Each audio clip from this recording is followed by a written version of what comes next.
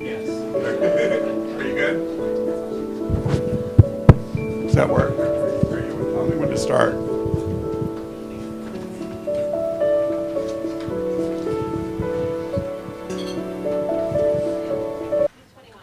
Thank you for bringing them.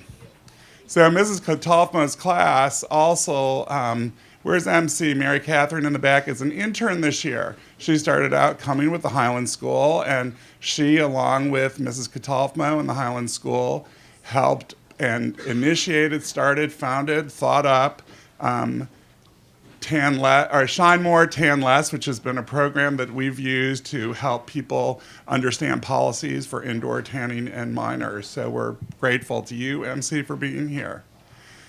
We have pulled people from all over the country, and this has been a 5-year process for Less Cancer.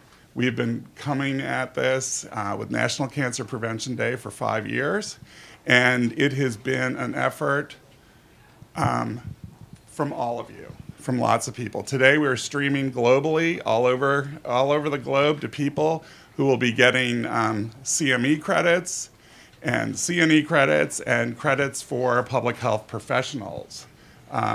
You can get your materials up front if you're here and you need to get your information. We have the information out front. So we talk a lot about collaboration. That's what we're about. And there have been other groups and are other groups that are very successful at doing things in cancer prevention, programming in cancer prevention. One of them is the Prevent Cancer Foundation. And here today I have Lisa. Lisa, can you stand up a sec and come on in? Come on over here. This is Lisa McGovern. And I just, for a moment, want Lisa to share with the audience what they're doing. And Lisa was there yesterday for the Cancer Prevention Caucus. It was the second year ever that there was such a caucus. And we were thrilled to have you here today and yesterday. So can you just take a second? Yeah, well, thank you. I want to thank Bill because he really is one of the most generous collaborators we've ever worked with, and he's a great guy and has made a real impact, and as is testament by all of you being here. I work for the Prevent Cancer Foundation. We're about 31 years old. We've been working started when a time when preventing cancer was considered a radical idea. People talked about managing or treating cancer, but really didn't talk about prevention. And now, as we know, there's so much that can be done. One of our main focuses right now are the links between viruses and cancer. So specifically, human papillomavirus, HPV, Hep B, and Hep C. I'm sure a lot of you have, there's such a young audience here, probably have had your HPV vaccinations. I know my kids have done it. We have a public education campaign to try to educate people about this important step to prevent that type of cancer. But as with Bill, we work on lung, skin, testicular, breast, oral, prostate. I mean, the great thing about this is the longer I've been doing this for 14 years, the longer we do it, the longer the list of preventable cancers is. So I want to thank Bill for the opportunity to be here today, to see all of you. And I love seeing the young people here because not only are you at a stage of your life where you can take steps that will make such a difference, but you're also inspiring and encouraging your family members to do that too. So we look forward to a great program today, and thank you so much, and thank you, Bill. Thanks so much for all your good work. We really appreciate it. And we're going to be hearing today from other collaborators, such as Linda Reinstein, who will be speaking later in the day, who is doing everything she can to put the brakes on asbestos. And we're grateful for you being here. She came from California, and yesterday she too spoke at the Cancer Prevention Caucus, which was initiated by us, and we were thrilled to have you. So I also want to talk a little bit about Debbie Dingle and thank her for her work and her bravery in taking over the National Cancer Prevention Day resolution and leading the charge on the Cancer Caucus. This year we had Representative Comstock join us as the Republican co-chair, and we had a great meeting yesterday, and it got the right amount of coverage, and we appreciate the support. I want to talk to you about Katie Horvath. Katie, can you stand up a second? Come right in. Come on over here. So Katie is from Traverse City, Michigan. And she has done something very unique with the Cowell Cancer Center and cutting edge at providing information and tools to the community in Traverse City for preventing cancer. To us, it was important we recognize Katie with a leadership award and for being a less cancer leader. And we're so grateful for your cutting edge work that you're doing and your love for your community and the way you take care of your operation there. We're really grateful. So do you want to say a few words? Sure. Thanks. Well, thank you very much, Bill and Less Cancer, for recognizing us. And on behalf of Munson Healthcare, a regional rural healthcare center in northern Michigan, I gratefully accept this honor. The idea of having health and wellness as a department right within our cancer center was sparked by Casey Cowell. Taking his idea to make it into the Cowell Family Cancer Center, our chief oncologist, Dr. David Gordon, executive director Kathy Larea, and clinical director Krista Kiesel were instrumental in making that happen. I joined the team about a year ago and was given a blank slate, a department, an area that was dedicated toward health and wellness for cancer patients and for the community, and was given that freedom to create. I came in as an outsider to healthcare with one very important qualification. I am a breast cancer survivor. And throughout my own health experience and journey, I had put together an evidence-based program with Munson Healthcare that I can take what I learned and the research that I had put together to create a program to help other people. And the best part, apart from just seeing the work and seeing how it impacts patients, is learning and coming to understand that it really comes full circle, that the same health and wellness programming that you can use to help yourself get through cancer treatment also serves for cancer prevention. Our program includes integrative services. We feature Zen Shiatsu, acupuncture, Australian Bowen therapy, massage. We have a meditation room with guided meditation classes available to the community for free. We have yoga and other exercise that's oncology-specific curriculum that we have created, as well as offering many support groups, financial navigation, social work, and dietitian services for patients and beyond. And we're also really pleased to have a health and wellness speaking series for the community for free. We talk about various topics of cancer prevention, and Bill was so gracious to speak for us last October. And we're really looking forward to our annual Cancer Survivors Picnic, which is going to be a prevention picnic this year in June. The Less Cancer Bike Team will be riding 300 miles to finish at our center for a big event about prevention, and everybody's welcome to come if you're so inclined to visit Traverse City, Michigan. So thank you very much, Bill, and on behalf of Munson Healthcare, thank you. Thank you so much.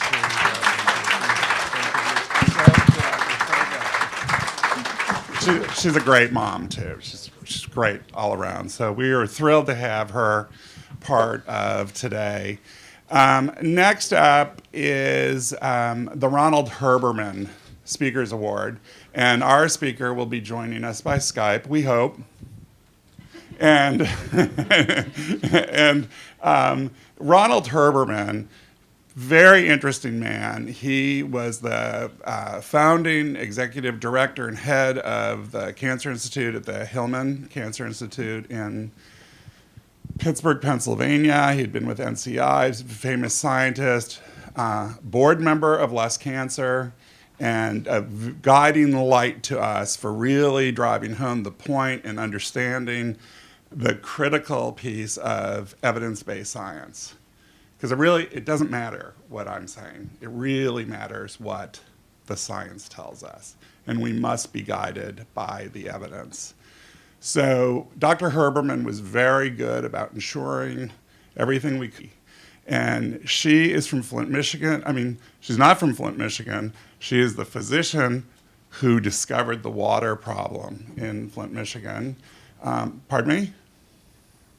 She recently spoke at the University of Vermont Medical School, where I spoke. And if you go to the Less Cancer publication on Medium, you will see an update on that from Dr. Jan Carney, who is from the University of Vermont, who did a great story for us and about her visit.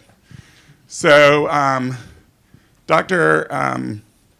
Mona Hanna should be joining us, but I don't know. David, can you tell us a little bit about if she's able to get through? On the screen behind you, when she should be online when it goes.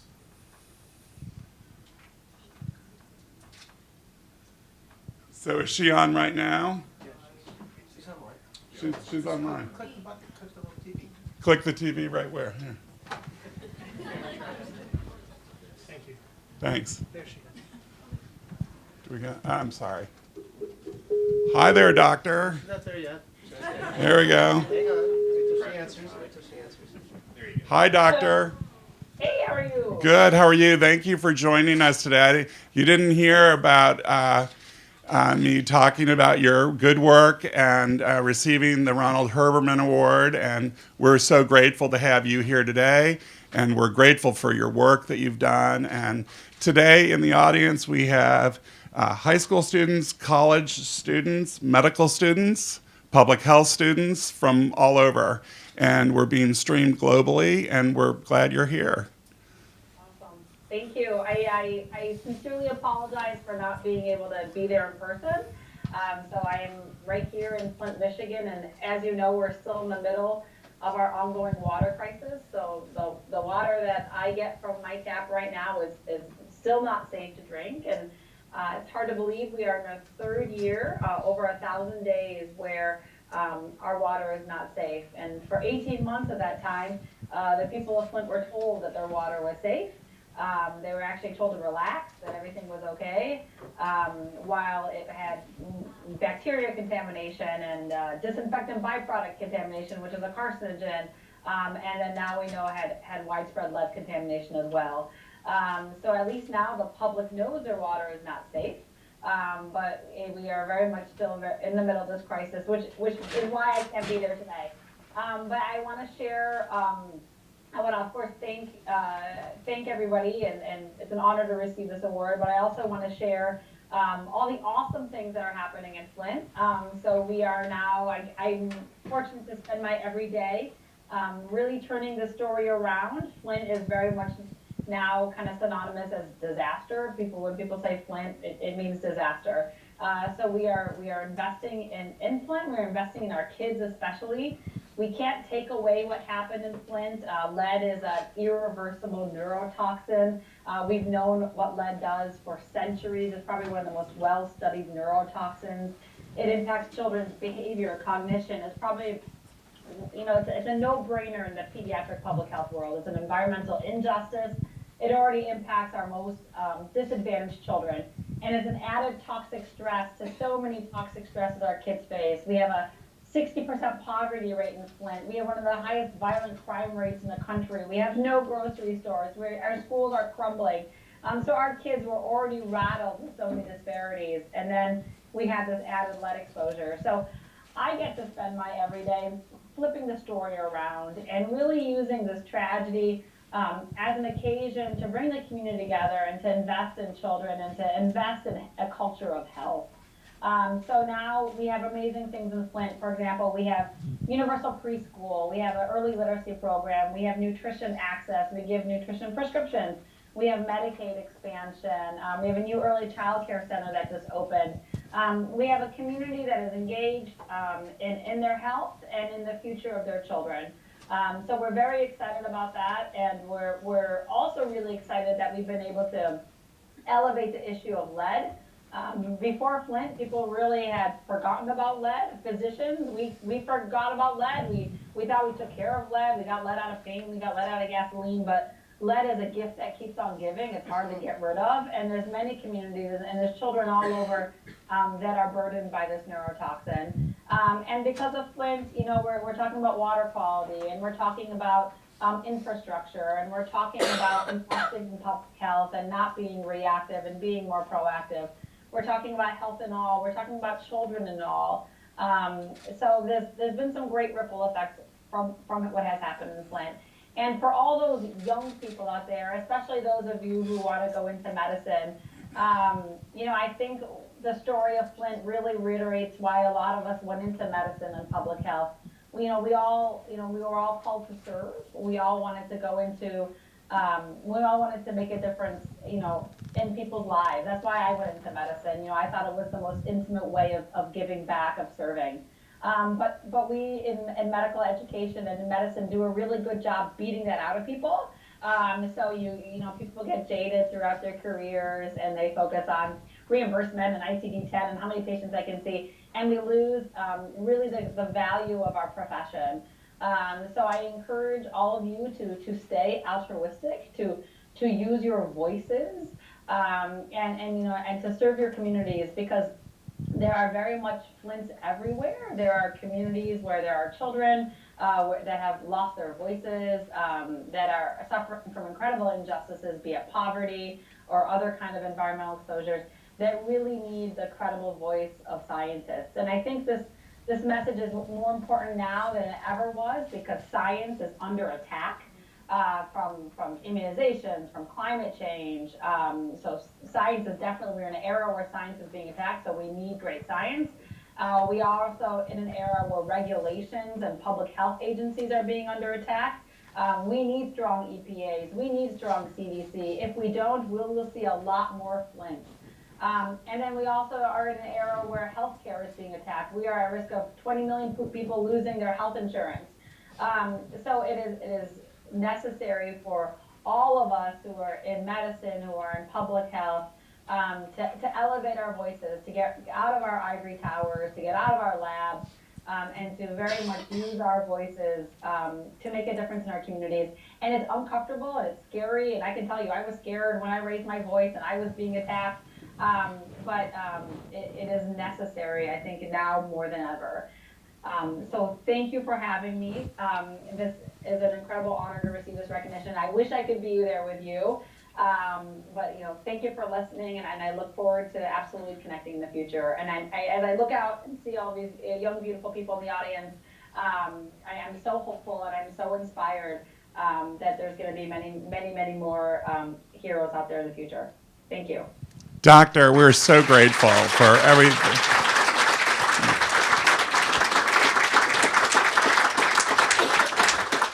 We're so grateful for your voice, your actions. I know that when we first talked, you talked about your work at Children's Hospital in Detroit, which resonates with many people here in this audience, and they are watching us as well in Detroit, Michigan. But your compassion clearly drives you. It's that kind of compassion that started Less Cancer, and I think the fact that you have been out there doing what you've done, you are a hero to all of us, and we're just my job. Yeah, I know. No, you're doing more than your job, and we all know, many of us in the room know what it's like to get attacked, to say, wait a minute, I think something's amiss.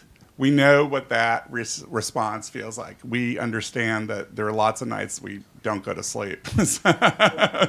Anyway, we just wanted to thank you. Can you take a quick question from anybody? Okay, great. Does anybody have a quick, Miles, do you have a question? Or Susie, anybody out here have a quick question? Anybody? Okay, I have Veronique Pittman here. Do you want to stand up a sec? This is Less Cancer Board member Veronique Pittman. Awesome. Hi, congratulations. I just have a question about what the EPA could have done better in this situation. So if you want to read more about what the EPA could have done better, the EPA Inspector General did an investigation, and that report is out, and basically it said that the EPA could have acted 7 months sooner. So they knew that there was lead in water in Flint, and they didn't alert the public, they didn't step in, they were really hoping that the state would have done more and didn't. The EPA had an incredible scientist named Miguel Del Toro who offered to use his own money to do water sampling in Flint, who wrote this amazing memo that was hidden. It was eventually leaked by this investigative reporter. But he was about it, they could have done more, and that is what was articulated by their Inspector General. But the blame is not, the blame is at every level of government, and I really don't want to focus on the blame, but predominantly, the biggest blame is at the Michigan Department of Environmental Quality's Office of Drinking Water. They're the ones that were supposed to add the corrosion control, which was the missing ingredient in the water treatment that would have prevented this from happening in the first place. They were told by the EPA they needed to add it. They didn't add it. So they are the main culprits, but there was errors made at every level of government. Because of Flint, something that did pass Congress is an EPA notification bill, so that when the EPA knows that there's a lead and water problem anywhere in the country, now they have to share that with the public. I think Dr. Sherman, our chairman, had one quick question. Doctor, if you can come up here. I don't understand where cameras are or anything. Right, okay, there we go. Yeah. Thank you so much. Tom. Okay, sorry. Here's the. Thank you so much. It's an honor to be talking with you. I just was wondering if, very briefly, can you talk a little bit about the outcomes once the lead exposure has occurred? What happens to the children? What do you do to actually try to eradicate it? Is there any chelation, or is there anything that you can do? And then what is, I know this is a lot, you could probably talk for 2 hours about this, but just sort of briefly, because I think the kids probably share my concern. What happens to those children after they've been exposed? Thanks. Yeah. Thank you, doctor. Lead is a potent irreversible neurotoxin. It impacts cognitive behavior, so it impacts how children think, how they act. It's been associated with conduct disorders. It's even been linked to criminality. Many people think that New York City's drop in crime rate was because of Giuliani's great work, but many scientists have traced it back to eliminating lead exposure 20 years prior. So it has these life course trajectory altering consequences. We worry most about children because that's when their development is happening, but it impacts the entire life spectrum. With adults, it's been associated with early dementia, kidney problems, hypertension. It also impacts pets. I've been at town hall meetings and people are like, you know, my pet got sick and my dog died. Why do you only talk about kids? I'm like, I'm so sorry, everybody was impacted. But the children under 6 who are most developmentally vulnerable are the ones that we really focus on the most. You can't take lead away. Once it is in your bloodstream, it has caused that neurotoxicity. It has a short window of detection in your blood, but then it stays in your bones for decades. And in periods of stress or poor nutrition or pregnancy, it can come back out of your bones and cause neurotoxicity all over again. And that's for decades to come. So chelation work is recommended for very high levels of lead exposure. However, the evidence on chelation is it may decrease your blood lead value, but it does not change the neurotoxicity impact. It does not change a child's cognition or behavior impact. It's also controversial because in chelation, it draws the lead out of your bones and back into your bloodstream to cause that neurotoxicity all over again. So there is no treatment for lead. The treatment is prevention. In public health for lead, you're supposed to do something called primary prevention, where you're never supposed to be exposed to lead because there's not much you can do. So, this is all based on large-scale epidemiologic studies. You can't tell, like, one kid, your lead level is this, you're going to have this problem. And in Flint, very much, we are providing a lot of reassurance, we are providing a lot of hope, and we are providing all the resources for mitigation. You can't cure it, but you can mitigate it. And that's what we're surrounding our kids with. With robust, nutrient-rich environments from early education, great nutrition, healthcare access, developmental screening, to mitigate the impact of this. And once a delay is detected, to really have robust intervention early. And we have recently been funded to develop a registry. So we will be tracking these children over time for the next 20 years or so, but not to tell you what lead does, because we know what lead does. The goal of our registry is to tell you how we were able to positively and proactively intervene and to mitigate the impact of the lead exposure. Because if we do nothing, 5, 10, 15 years, we'll see the consequences in learning disabilities and special education and criminal justice and all these problems. So we're really hoping to share in this very data-driven way how we're able to proactively intervene, and that's what we're doing now in Flint. Doctor, we're so grateful for you being here with us today. And we'll be in touch. We appreciate everything. Thank you. Thank you very much.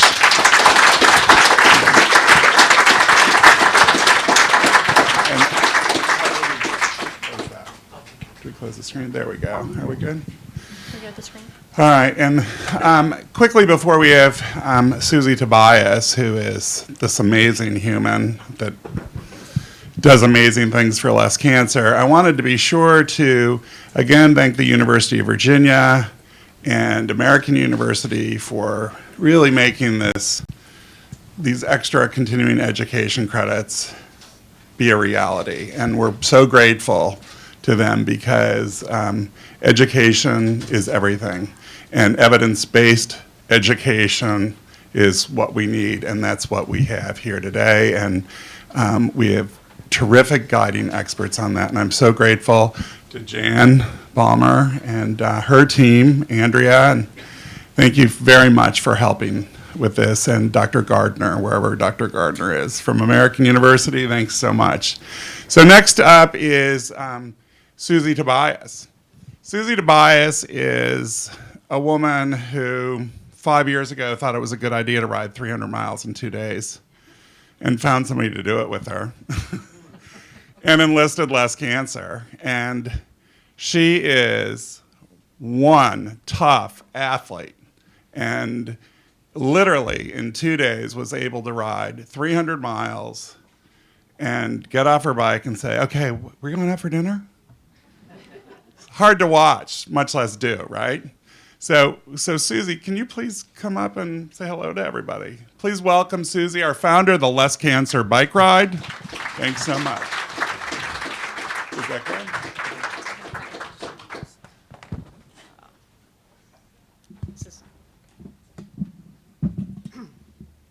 Hi, I'm happy to be here. It's always a pleasure to take part in National Cancer Prevention Day. And the work of Less Cancer is essential. And Bill Cuddy and all the people that have worked alongside Less Cancer this whole time.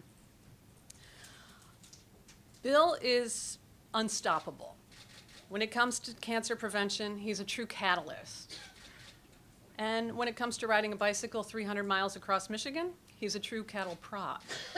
Seriously, you should see him during the Less Cancer Bike Ride, herding us in and out of rest areas, into hotels, into restaurants. The guy just doesn't quit. But somebody needs to be out there steering us in the right direction. And he is moving us there. And I can't imagine a better person for the job, or one who does it with as much passion, empathy, and good humor. Because he is also, as serious as he is about his work, and as important as this work does, Bill is one of the funniest people I have ever met in my entire life. So, we had another outstanding bike ride or last year in 2016, and we look forward to hitting the road again in 2017. We have 2 team members right here, sitting in the front row, Ed and Miles. And we have a really great group of cyclists that return every year. And they're about some of the best people you'll ever want to meet. And they come from all over the country, and they just come together for this organization and this event, and it's really important. And we get out there and we meet people every day, and they're curious about what we're doing, and when we tell them, they're just amazed, because a lot of people don't think of prevention as something that they can do. But whatever town we ride into, we ride out having made a lot of new friends, and mostly because Bill talks to every single person out there. He has a great gift for educating people and telling them that they need to get out there, share their stories, and make people understand that we can all prevent cancer. So thank you, Bill, for all you're doing. It's important work, and you touch a lot of lives every day, and it's great. It just.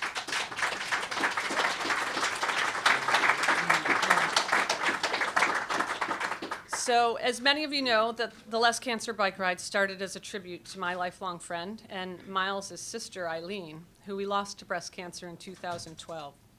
She was only 47 years old when she died, and she waged a heroic battle, enduring multiple rounds of radiation and chemotherapy, right up until the last days of her life. And when I look back on those last days, even after all that she had been through, I remember that she was willing to endure more. She had an incredible zest for life, and she wanted to live, and she had great faith in the system. I, on the other hand, after watching what she had gone through, was getting my first glimpse of the cancer industry and questioning whether the torture that they were putting her through was really for her benefit. And although the process has been made, a lot of progress has been made in cancer treatment, it's both medically and economically imperative that we begin to explore how to prevent cancer altogether. I stand here today not as a scientist, but as an advocate for cancer prevention and what we have the power to do as individuals. It's well established that healthy lifestyle and fitness are inversely related to incidences of cancer and many other life-threatening diseases. And this is an important part of the puzzle because this is where we have some agency and this is where we can take control. The small choices we make several times a day add up to huge differences when it comes to cancer prevention. Last May, the American Institute for Cancer Research released results from a massive study where they concluded that exercise reduces the risk of up to 13 different cancers. And when they say exercise, it doesn't mean you have to ride a bike 300 miles, although you're welcome to join us, any one of you. It means 30 minutes a day of moderate exercise, whatever you want to do. Walk your dog, run up and down stairs, light jogging, square dancing, whatever you feel like doing. You may not know how important it is for your body, but your body will know. None of the cyclists on Team Less Cancer rode 300 miles the first time they got on a bike, and you don't have to in order to make a difference. And if you can't find 30 minutes a day, start with 20 or 10. The most important thing is that you start. You never know where it might lead. Cancer prevention is the future. Thank you all for being a part of this journey. And I'm going to just use my little mantra, more action, less cancer.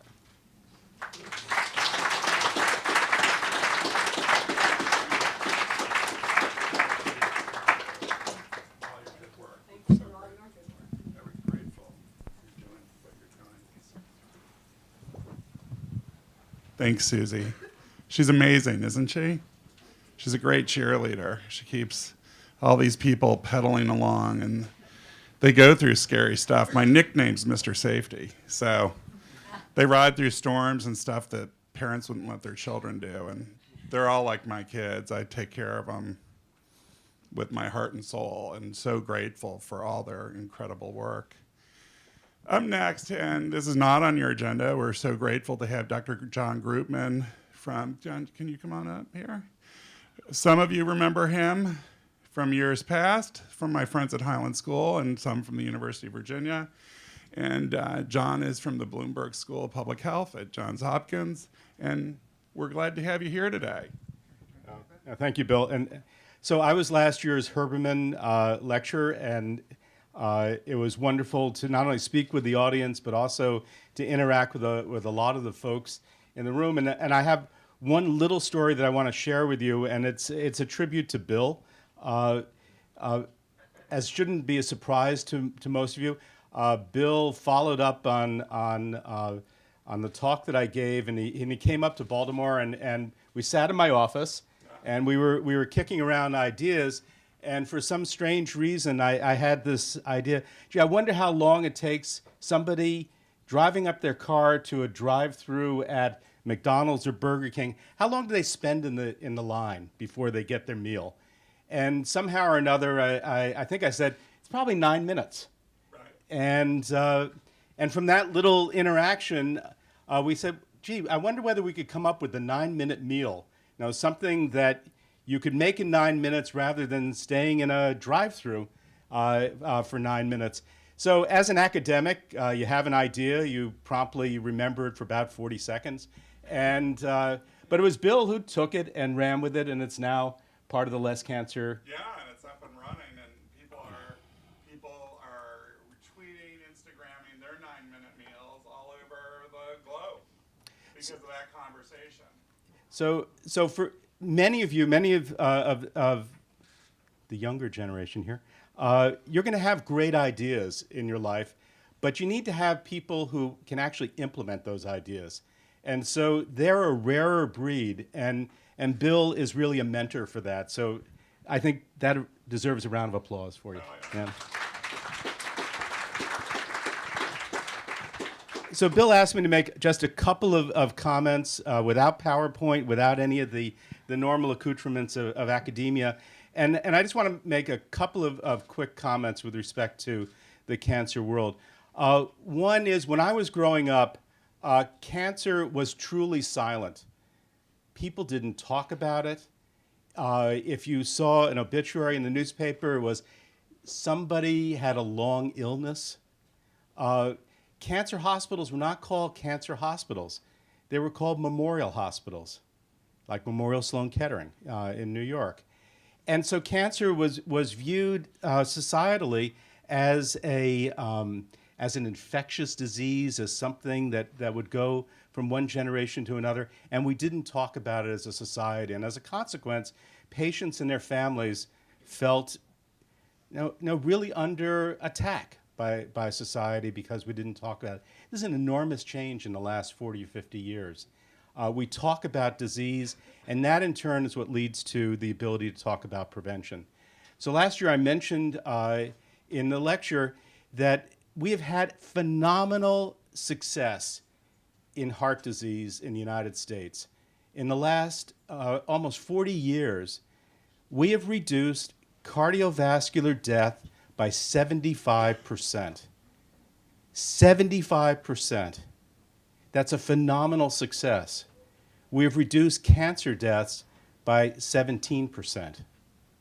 The challenges in understanding the mechanisms of these diseases are giving us insights forward, but keep in mind that the public is really demanding, if we have such success in cardiovascular disease, why aren't we seeing that in cancer, which touches every single family in this country?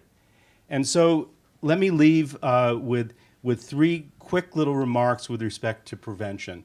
One is that cervical cancer and a number of head and neck cancers could be eliminated in our lifetime. Cervical cancer deaths could be eliminated in our lifetimes with the implementation of and distribution of the human papillomavirus vaccines.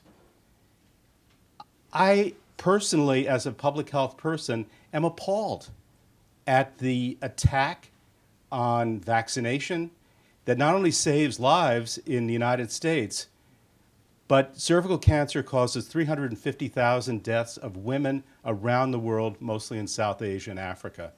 This is a moral imperative that we must fight back on. We have eradicated many acute diseases in the last century. Here's a cancer that can be eliminated in your lifetime. So that's point one. The second point is dealing with tobacco. Patients who smoke do worse on their cancer treatments. People who smoke are much more susceptible to developing cancers that fundamentally are not curable. And for many of the young people here, you may enter into that area where you will not be a smoker by age 19, but as soon as you start entering into the workforce, the stresses of the workforce, the challenges that you face is now leading to an epidemic increase in smoking in people in their early 20s. And this is something that also needs to be fought back on and is preventable. The next challenge is, if you have a parent or a relative who smokes, you are really their coach in trying to develop prevention strategies, and that's also something for which there are a lot of tools available to you. My final comment is that many of you heard a lot about the former Vice President's Moonshot Initiative on cancer, and I encourage mind that for all of us who are involved in the prevention world, people ask, does prevention make a difference? Well, the answer is absolutely, positively yes. You stop smoking, your risk of lung cancer goes down. You get vaccinated against the human papillomavirus, and your risk of a number of cancers is eliminated. And so in this century, we have the opportunity of converting that 17% reduction to the 75% achievement that we had in heart disease. And this is what keeps us in public health going. And so for all of you here, this is an important lifetime thing that we're involved in terms of assuring that far fewer people go through cancer therapy and are able to look back on a healthy and productive life. Thanks.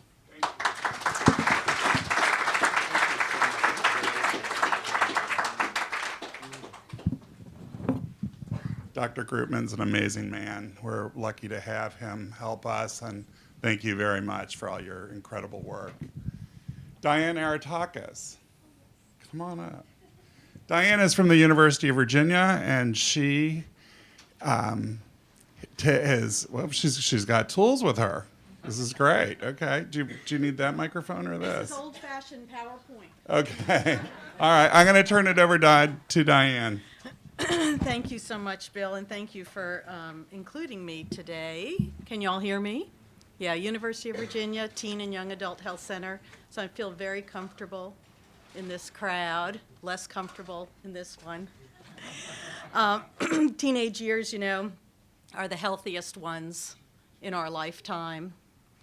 There's some experimentation that goes on. There's nothing new about that. Mortality does happen infrequently. And mortality that happens during the teenage years is usually human error. So I want to use a pie chart done by my 15-year-old. So this is the pie chart showing mortality during adolescence. That black, which is almost 40%, is accidental, unintentional deaths. That's driving accidents, drinking and driving, diving into a swimming pool that's too shallow. You can see that's the majority of the deaths that happen during adolescence. The next category of deaths are suicides. The next category of deaths are homicides. This yellow are cancer deaths. 6% of deaths that occur during adolescence are due to cancer. But I want to compare that to deaths in your 40s, 40 to 44. So if you look at this pie chart, you see there's a big decline in unintentional deaths, accidental deaths. Cancer now is 3 times greater, so cancer deaths have started to really increase. Heart disease, suicide has really declined, and homicides have really declined. So when you look at these deaths in here, the cancer, the heart disease, we know those are due to behaviors that most likely happened during the teenage years. So even though it's a healthy period of time, adolescence, there is that risk associated with experimentation. So we have a lot of opportunities to really change the future of deaths in adulthood. So I'm going to talk about 3 things. The first thing I want to talk about is cigarette smoking. Some of the things I say we're hearing over and over again. We do studies, national studies in schools, in high schools, something called the Youth Risk Behavior Survey done by the CDC every 2 years. And in their most recent data, the percentage of high schoolers who smoke every day is down to 2.3%. That's incredible that it's so low. That is the lowest rate following a long decline in 24 years. So that's the good news. It's due to a lot of different things, policy, education. But 41% of high schoolers have tried using e-cigarettes, vaping, hookahs, and we don't know what lies ahead with that. We really need to know. There should be an imperative, because just changing to a different type of a tobacco product was not the gain we wanted to make. The next thing, to add to what you said, or somebody said, fitness, obesity. Over the last 24 years, there's been a steady increase in obesity. We know there's been declines from those same studies in the quality of nutrition that kids choose and the amount of fitness that they get. The only thing that we've developed well among teens are their thumbs. So the majority of teens spend up to 3 hours a day seated on an electronic device, and I have twin 15-year-olds, and it's a challenge for kids to break that addiction. And then the other thing is that we know about obesity is that the earlier you become obese, the greater health risks you have. So preventing obesity during the teenage years is going to give us a lot of advantage to some of the adult diseases that people get. So viruses in cancer, it's a biggie. So take, for example, the HIV virus. When a person contracts HIV, they can become a host to a lot of other cancers because their immune system can become challenged over time. We can prevent a lot of those cancers through using something called PrEP, pre-exposure prophylaxis. There's very limited use right now, but individuals who are daily at a risk for HIV can go on a once-a-day medicine, and this has been shown to be incredibly effective at decreasing the risk for HIV. So we need to think about that and educate people more about it.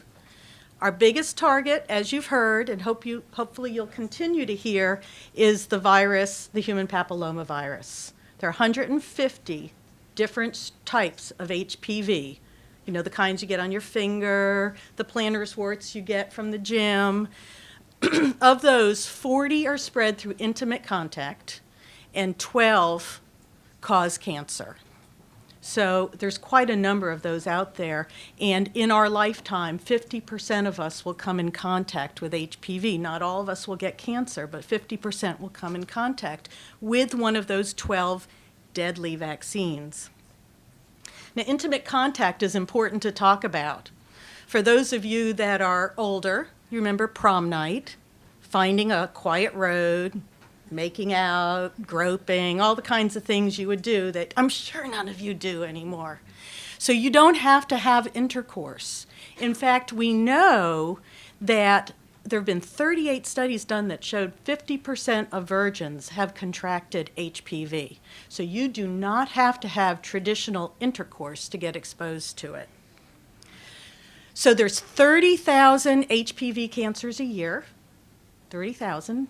10,000 of them are cervical cancer, which only women get. 9,000 of them are head and neck. Most of those are among men. And they estimate in the next 5 years, the head and neck cancers will exceed the cervical cancers.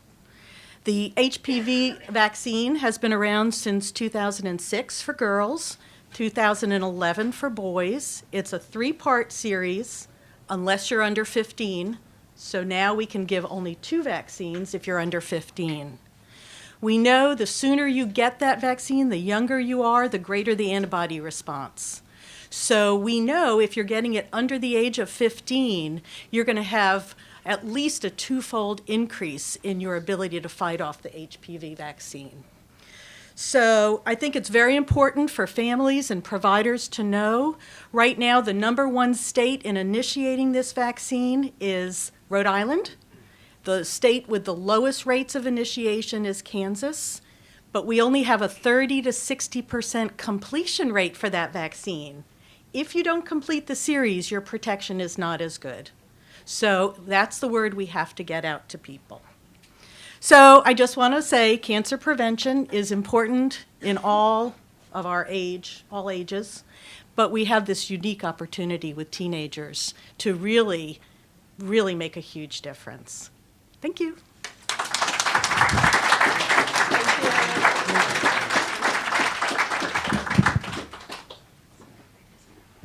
Diane, thank you. Again, we're so grateful to the University of Virginia. They're doing important work. Thank you very much. Next up, Miles, is Miles O'Brien and Representative Don Beyer. We're going to have a little chat here. And could you please all welcome Miles and Congressman Beyer. Thank you so much.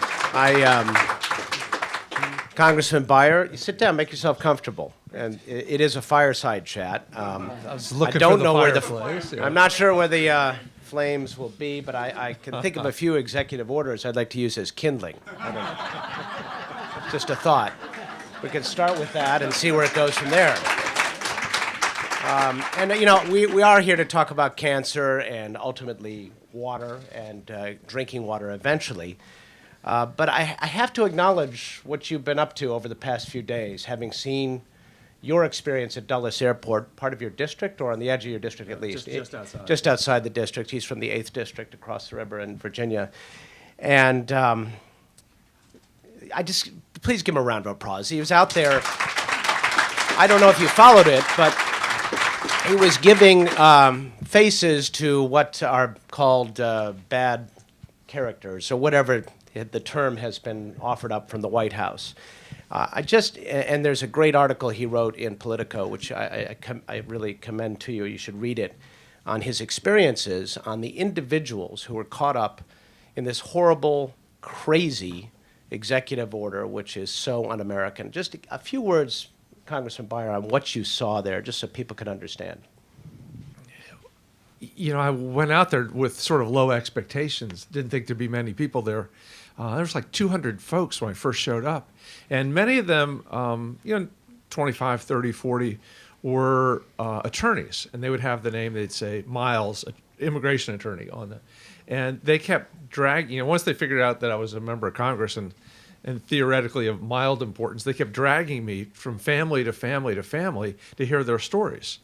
And I confess, after 4.5 hours, I was emotionally exhausted, not on my own behalf, but both with the frustration that you couldn't do anything about many of these stories. The very first one was they had big pictures of a 35-year-old Sudanese-born man who's now an American green card holder who is in intensive care in one of the D.C. hospitals. And his mother, who is a Sudanese national, had received the visa, probably a hardship visa, from our embassy to come visit him, and they wouldn't let her get on the airplane in Dubai to come see. And so she was afraid he was going to die without her ever seeing him again, and nothing I could do. Another young man who was a green card holder, Iraqi, and he'd worked for the U.S. Army for years and years as a translator and interpreter, and his son was born here, he was 2 years old, and his wife, again, Iraqi citizen, green card holder, had gone home to visit her mother, who was dying of cancer. And he literally just sobbed on my shoulder for 5 minutes because he was afraid he'd never see his wife or his son again. And that if he went back to get his son, that he wouldn't be allowed back in. And I assured him that that was Saturday's interpretation. The green card holders were included, and Sunday's interpretation was they weren't. And it's changed a couple more times through the course of the week. But this went on, story after story after story. And that was just the tip of the iceberg. Since then, the stories are coming in the thousands. I saw Governor McAuliffe last night who said there are more than 100 students just at Virginia Commonwealth University in Richmond that are here on student visas that either, if they leave, they'll never be able to come back, or if they went home, they can't come back right now. So the impact it's going to have on our colleges and universities, but also on the young men and women who could be the future of our country in their creativity. Great little statistic. U.S. won 6 Nobel Prizes this last year. All 6 were people born overseas. Yeah, we are a nation of immigrants, and I guess that's getting lost in the shuffle. Anyway, we're here to talk about less cancer, but I did want to acknowledge that, and we do appreciate your good work on this front. And it's interesting. Executive orders, they give and they take away. The one that we might want to transition to here now is something called the Stream Protection Rule, which was signed by President Obama in December. The Stream Protection Rule is all about mountaintop coal mining, the decapitation of mountains in West Virginia. I'm a pilot, and I have a small airplane, and a year or so ago I flew across diagonally West Virginia at about 3,000 feet. This is something that, I'm pretty privileged to be able to do that, and not many people get to see the ground in that kind of proximity. It's not like flying in an airliner. I was horrified at how we have raped that poor state to provide coal for our power plants when it really is not necessary. It's just, there are 500 mountaintops that have been decapitated in West Virginia, and about 2,000 miles of streams beneath them that have been ruined by the material that is just dumped there. So this is something that cries out for regulation, of course. At the end of the Obama administration, the Stream Protection Act came into existence. Tell us a little bit about what it is intended to do, first of all. Well, let me just, by preface for just a paragraph, there's a great piece in the New York Times maybe 6 weeks ago about the dramatic reduction in the incidence of many different cancers not just lung cancer because people aren't smoking, but colon cancer and pancreatic cancer, et cetera, et cetera.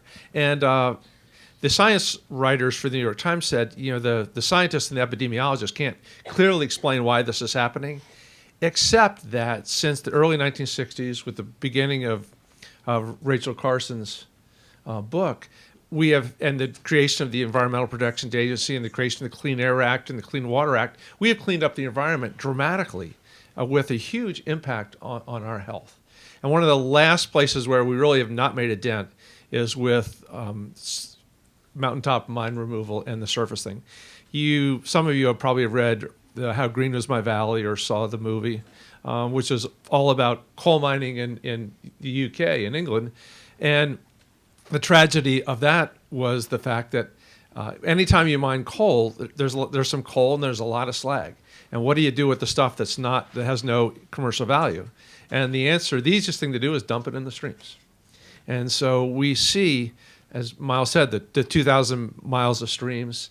It's not just that the land looks great, it's that the health consequences for the people that live there are so great. Again, New York Times a couple of years ago had an article on I think it was the 21 counties in America where the death rate was going up rather than going down. 7 of them were in the coal fields of Southwest Virginia. So if you look down there, and I was lieutenant governor for 8 years and ran for governor, so I spent 9.5 years traveling the state and made 100 trips to Southwest Virginia. A lot of that was based on the old, somebody asked Napoleon's mother which of her 6 children was her favorite child, and she said, whichever one needs me the most. And I always felt that the place that needed me the most was Southwest Virginia and the coal fields, which is why I went there so often.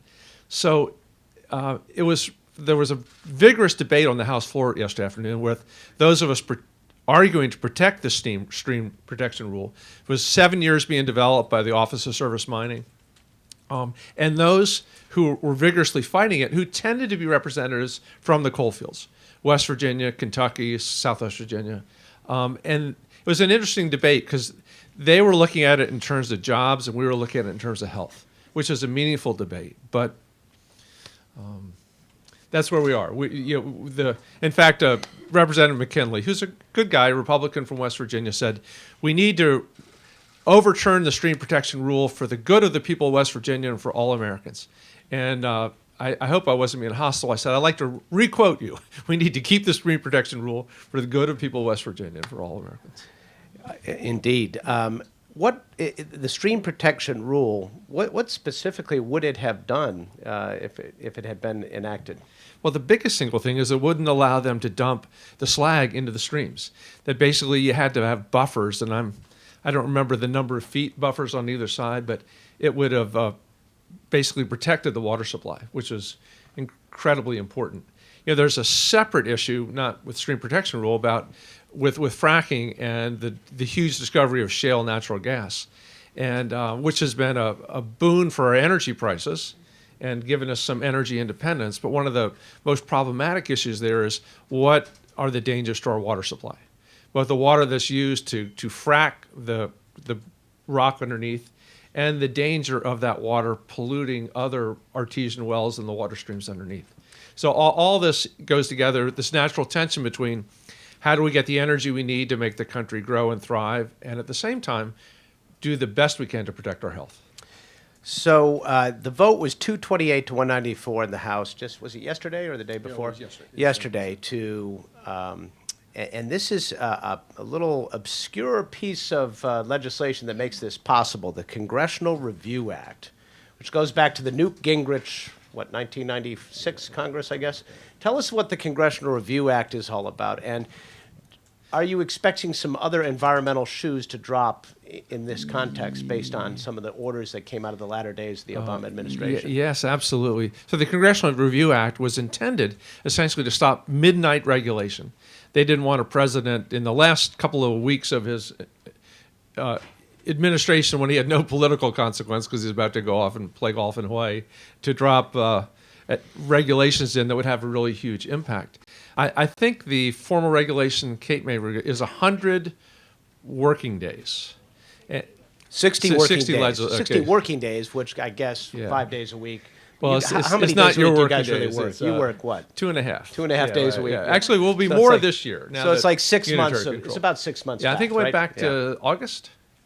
In June. I believe so- it goes back. So basically, everything Obama signed from June on is susceptible to this Congressional Review Act. Now, I should tell you, this has not been tested by the courts. It doesn't feel very constitutional. But go ahead and explain how that how this they works. haven't been tested by the courts, and I can promise you there are a lot of people eager to test a lot of things right now.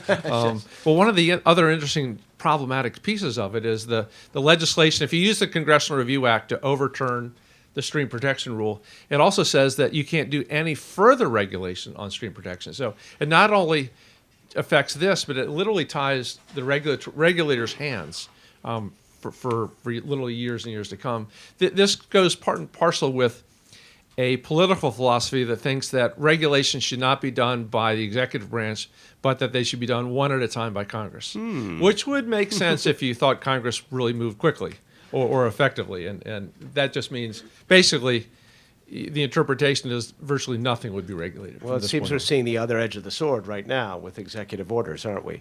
So that poison pill portion of this, that's the part that seems that it might not stand the test of the courts. What do you think? I hope so, because it's in the Virginia legislature, we had the back of the envelope saying that no one legislature could commit a future legislature to any given type process. And that, I guess, is the concern here, too. Why should this Congress be able to lock out future administrations from doing anything good? And by the way, Miles, another one that's very much at risk, because we had a huge debate over the appropriate level for the ozone standard.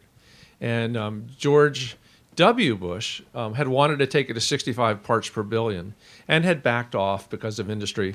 Barack Obama, early in his administration, wanted to take it to 65 and had backed off.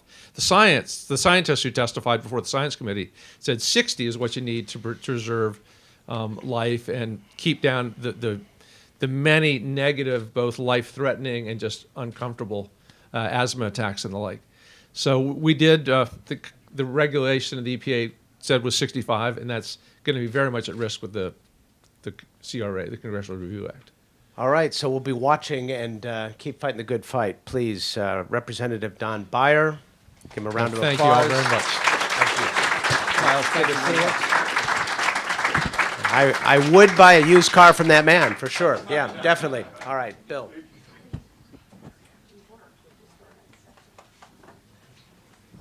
Miles, thanks so much. That was great. And Representative Beyer, thank you very much for all your good work, your bravery, and everything you're doing. We're very grateful. Next up, I have Larry Fisher, a board member of Less Cancer, who will be introducing Representative Charlie Dent. And MC, can we have the other thing? Thank you. Thank you, Bill. I grew up next door to Bill, so I've got a lot of stories that could probably consume much of the day. But my job here is very simple. I'm here to introduce Charlie Dent, representative from Allentown, Pennsylvania. Charlie has served in Pennsylvania's 15th district since 2005. Congressman Dent was chosen to be the chairman of the House Appropriations Subcommittee on Military Construction and Veteran Affairs, and was named chairman of the House Ethics Committee. And Charlie will then be introducing my cousin, Debbie Dingell. I think there's a no nepotism thing. We have to have one person in between us, but welcome to the podium, Congressman.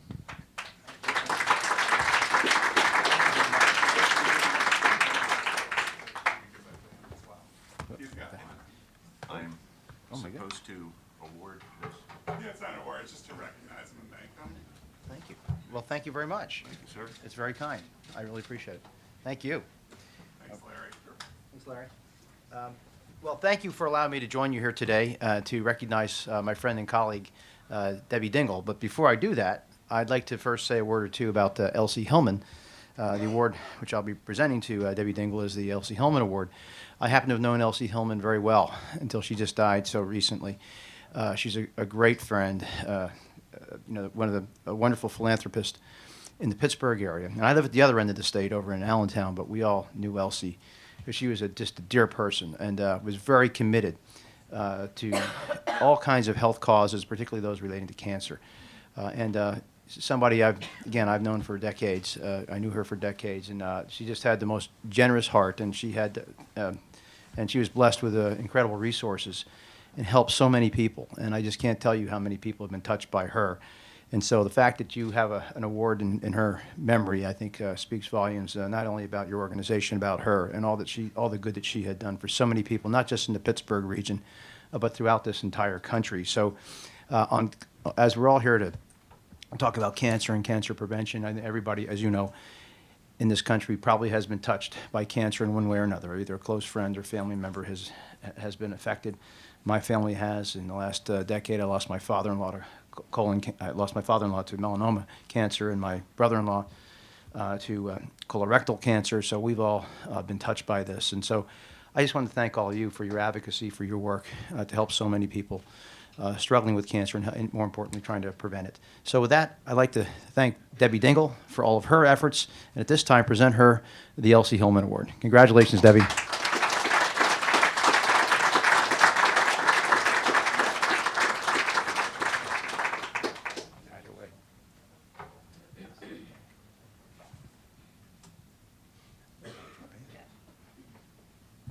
I want to thank Charlie for coming and presenting it, and even more for telling me about Elsie, because that really gives meaning to receiving the award. And what an honor it is to be with him and with all of you today as you're learning about preventing cancer. Disease isn't Republican or Democrat. It's a horrible thing that we've got to work together to defeat. And Charlie has been a leader in healthcare in the Congress and trying to help people, and all of you here have also been touched by it. So I'm glad to help this organization prevent cancer, all of the groups working together. I think more than ever, we're understanding the need to come together, not be divided, pull us all together to find answers to the problems that are the most difficult we're facing in this country. Cancer is something Joe Biden's just left, but he's staying there. Charlie and Republican colleagues, everybody in this room, we need to prevent cancer. We want to cure it if someone gets it, prevent it to begin with, eradicate it someday. So thank you for being here. I'm grateful for this, but I'm just a member of your team, and thank you for everything that everybody does. Thank you.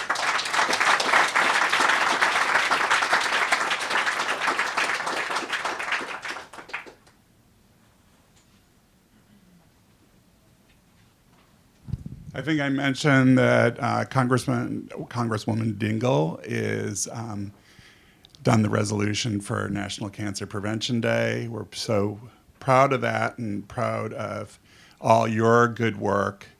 This was the second year that we had the U.S. Congressional Cancer Prevention Caucus under Debbie's leadership, and we are so grateful for everything that you've done to bring attention to this cause. And so we can't thank you enough. Thanks so much. We'd like to take a few-minute break, a stretch right now, if that's okay. Get a glass of water, cup of tea. Thank you all very much.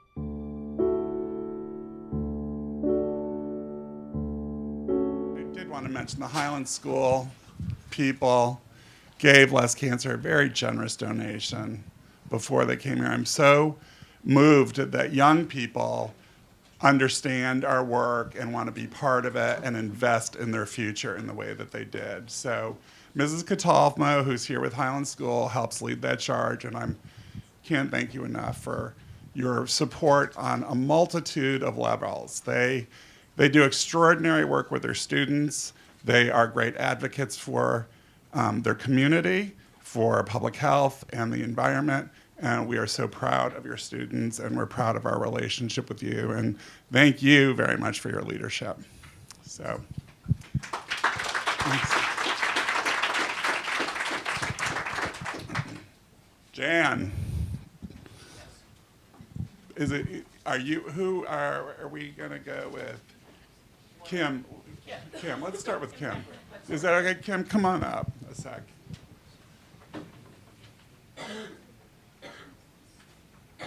So Kim, you'll do a better job of explaining what you do, is from the University of Virginia and with neurobehavioral sciences, which is well beyond my grammar ability. So I will let you take over now. Thank you. Yeah. Wonderful.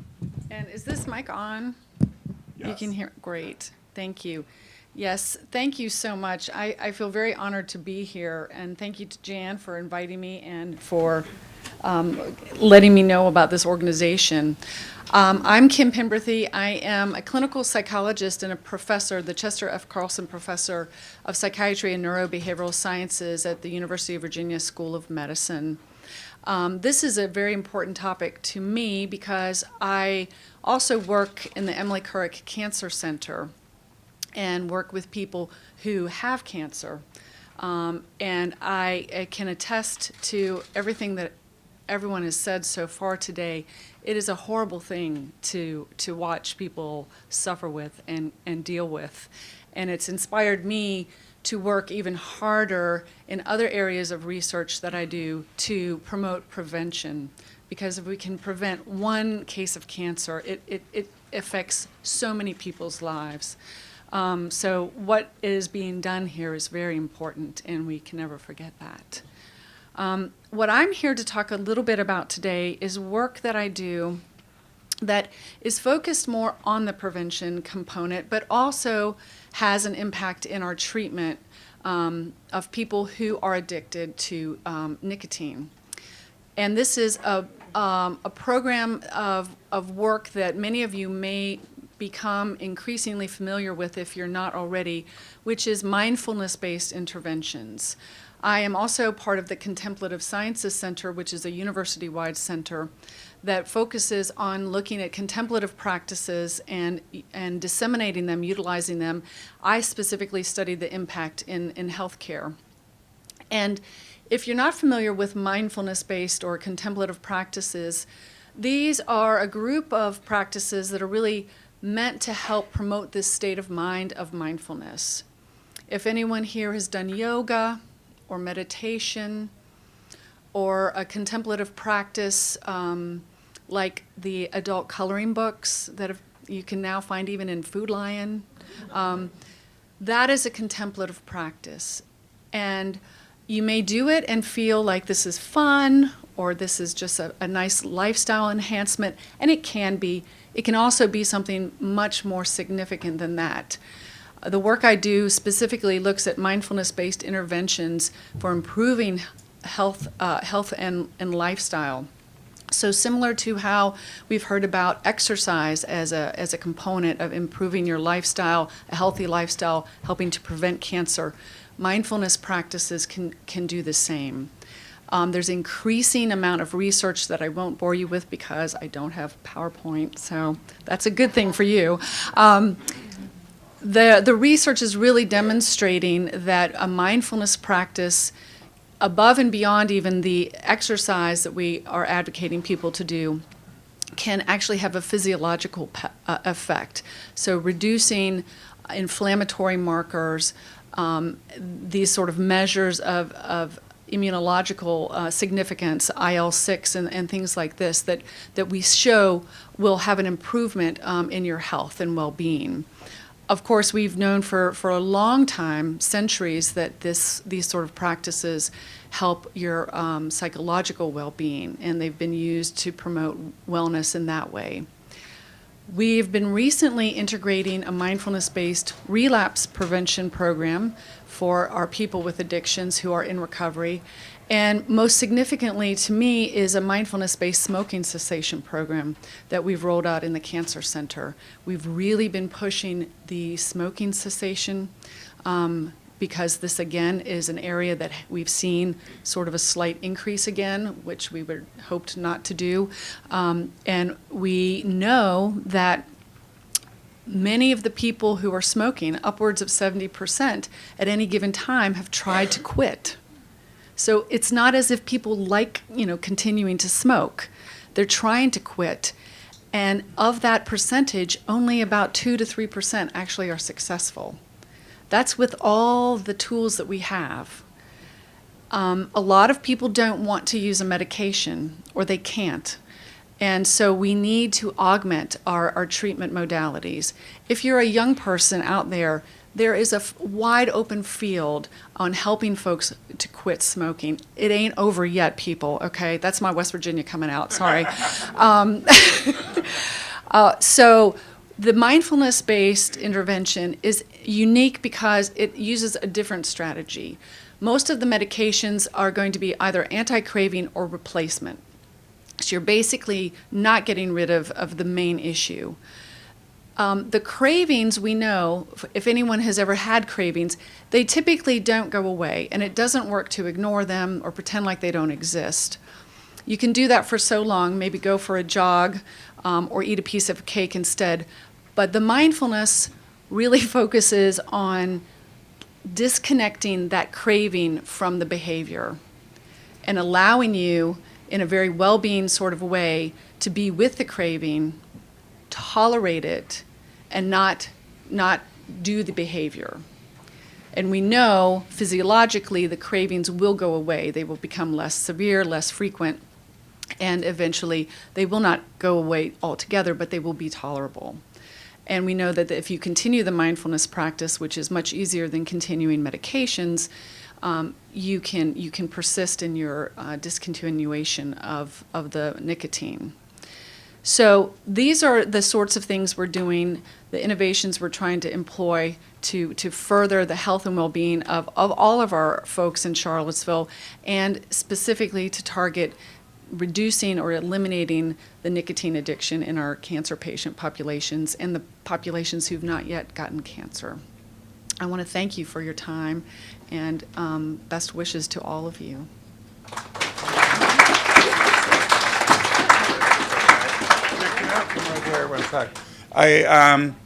Your work is so critical. I hope we can have a longer conversation about it. We lose about 500,000 people a year in the United States to cigarette smoking.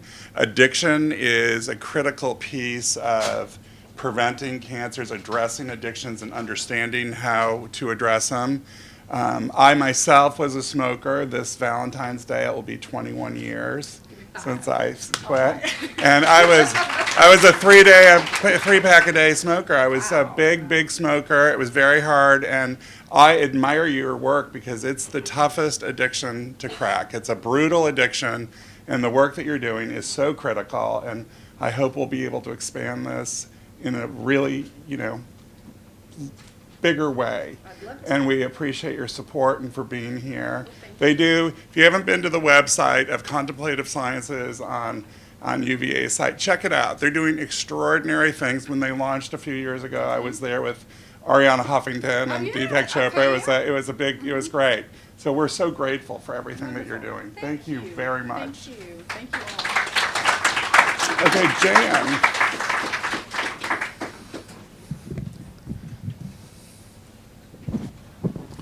Okay, everybody, I want to introduce Jan Balmer. Dr. Balmer and I put our heads together this summer, and she is responsible for all our continuing education credits. She has the team that has helped us with these smooth transitions today and has helped us vet speakers and understand the presentations. And Dr. Balmer is an amazing professional, but an amazing human being who's done extraordinary things. She's been the head of medical education at the University of Virginia for 6 years. 26 years. So she is the pro. And I'm going to turn this over to you, and I appreciate all your help. Oh, well, you're welcome.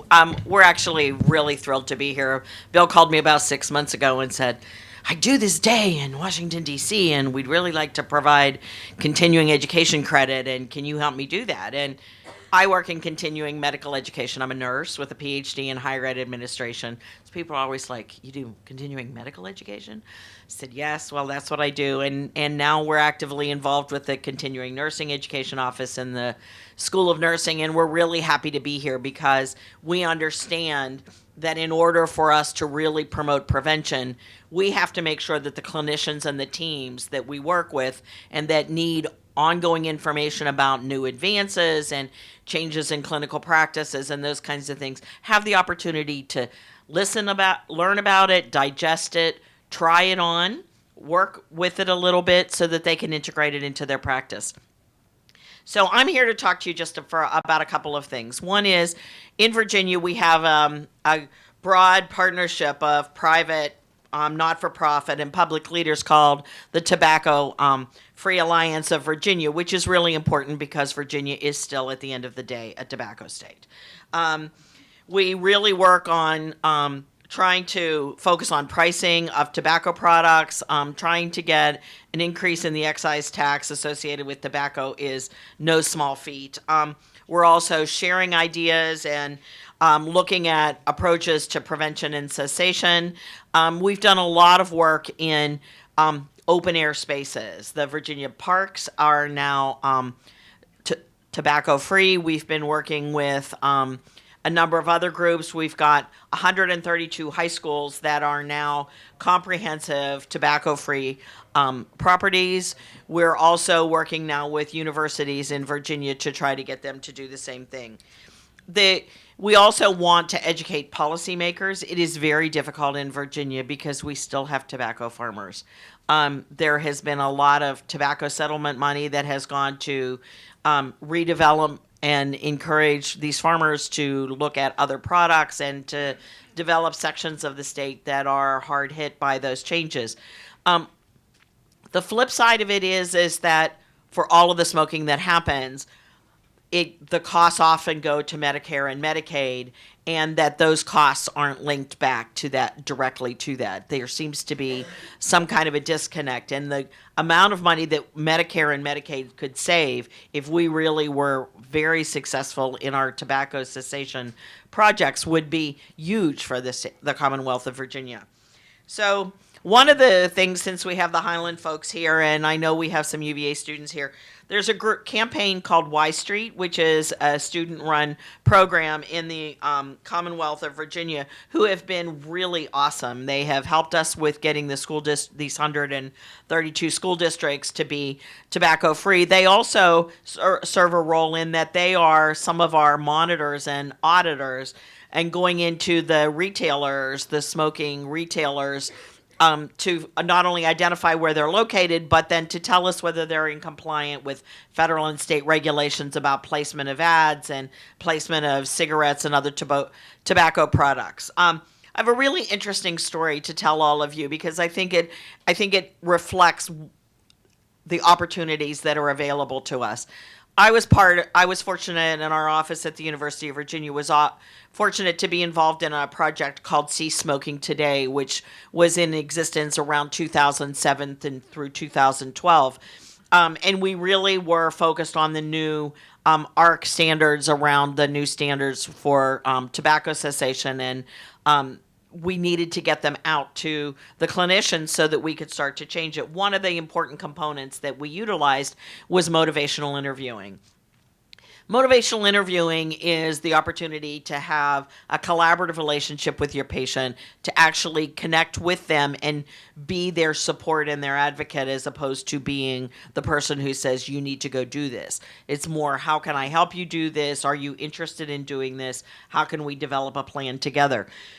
But that's not always easy to change when you're very busy in your clinical practice. So we took a group of volunteers to the NASCAR race in Richmond at the International Raceway and literally set up a tent in the middle of the corporate midway where we were surrounded by tobacco companies on all sides except one where there was a barbecue sauce place.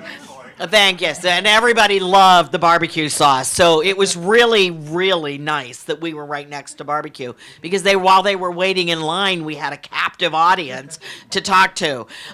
But what we started to do was say to them, are you a smoker? Are you interested in quitting? We asked them some questions. It was amazing to us how many, not only people who were either smokers or people who had quit smoking who wanted to tell us their stories. I wish I'd have had a video camera of all of the people who wanted and needed to tell us their stories because it is such a huge addiction. But they wanted to talk to us. There were colleagues and family members. One husband came in with his cell phone and said, "You're going to talk about smoking cessation, right?" And we said, "Yes." He goes, "Here, talk to my wife." And he handed us her cell phone. We're like, okay, all right. But it was really interesting. We talked to 600 people the first weekend and 1,000 people the second. They were not people that we had any kind of a relationship with, that we were in the middle of a corporate midway. We had one of our members who was really motivated, and he stood at the exit of one of the trucks that was handing out chewing tobacco while all of the women were waiting for their significant others to come through. And he kept saying, "Are you really going to kiss them when they're like chewing tobacco?" And the girls are like, "Oh, yeah, we don't really like it." So he's handing out materials like crazy. So I think there are wonderful opportunities. And I think the mindfulness things that Kim talked about are incredibly important. The cravings don't go away. They don't go away for those of us who love chocolate. I mean, we all have our cravings, but we have to help people be thoughtful about it. The other story that I'll tell you real quickly is I had a friend who did a lot of smoking cessation work, and he kept working with this one woman, and she was like, "No, I'm not ready. No, I'm not ready. No, I'm not ready to quit." He said one day she came bursting into his office and said, "I need to quit today. Today, I have to quit today." And he said, "Well, that's really great, but why today?" And she said, "My dog was diagnosed with emphysema, and her dog was her constant companion." So the take-home story for me is that oftentimes people can't do and make those decisions for themselves, but they can do it for their loved ones and their family around them. So the issues of second and third-hand smoke may actually resonate with some of your communities and some of your patients in a way that can get you to the conversation that you hadn't really thought about. We've fortunately now got a regulation in Virginia where if you have an 8-year-old child or younger in your car, you're forbidden from smoking. But it's not a primary offense, it's a secondary offense, so that if they stop you for something else and they find out you're smoking and you've got a kiddo in your car, you're in trouble. But I think that's the important part. Even for the families that weren't ready to quit smoking, when they had their children there, I'd say, "Well, are your children going to be smokers?" And they'd be like, "Oh no, oh no." So I think we really have an opportunity here to really engage communities and engage families in a very different kind of way, because there are oftentimes consequences that they haven't really thought about. Well, it's my choice and it's my life. And, well, yes, but what about your children's life or your nephews or your nieces or your mother or someone else? So we're really thrilled to be here today. Bill is an absolute force of nature. We are really happy to be involved and believe that the prevention of cancer is critically important. So I'll pass it over back to you, Bill.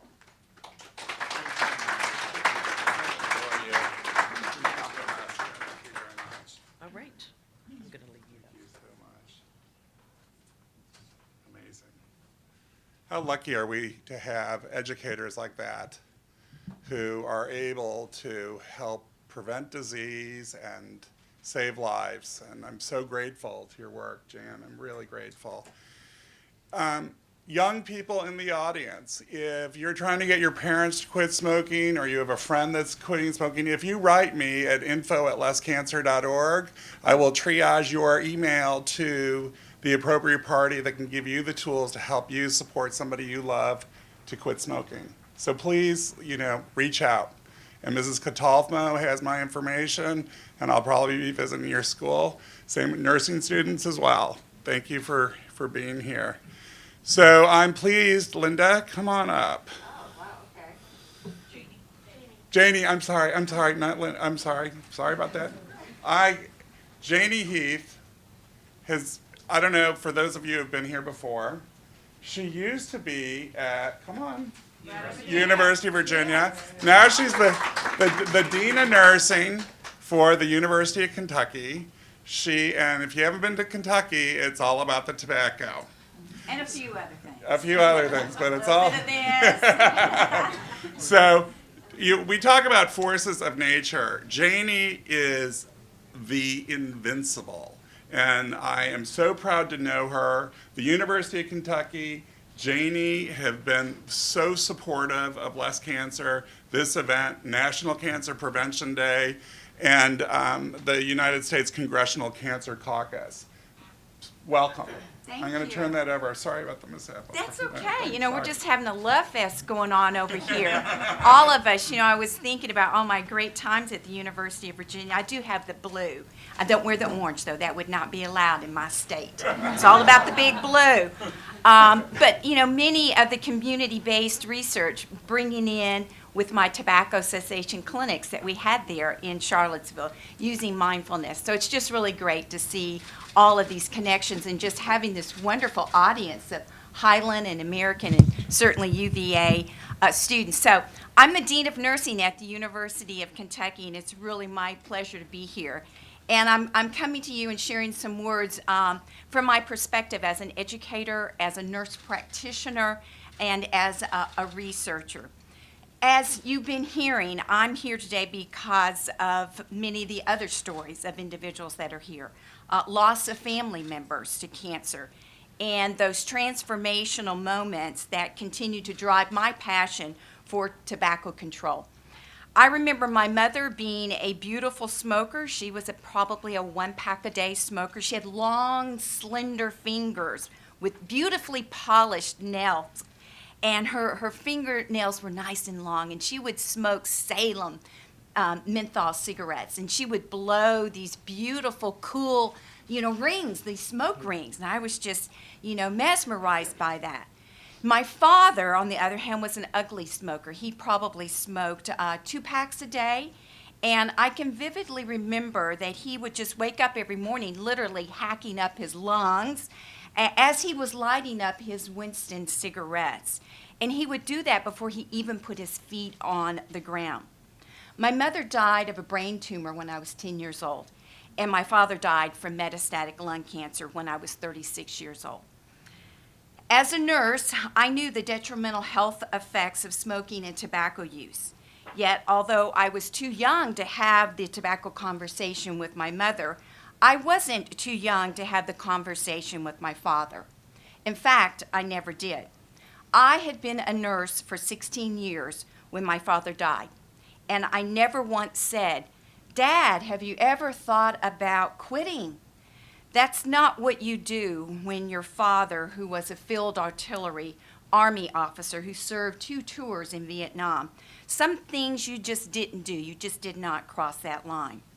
So when he died, I promised myself I would start a lifelong journey of having the tobacco conversation in all walks of my nursing practice, in classrooms, in clinics and hospitals, in communities, at legislative tables and at board tables, providing tobacco treatment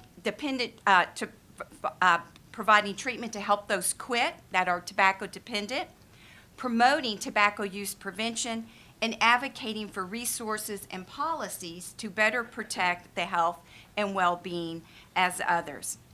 And I'm doing that to this very day. I've been nursing now for 40 years.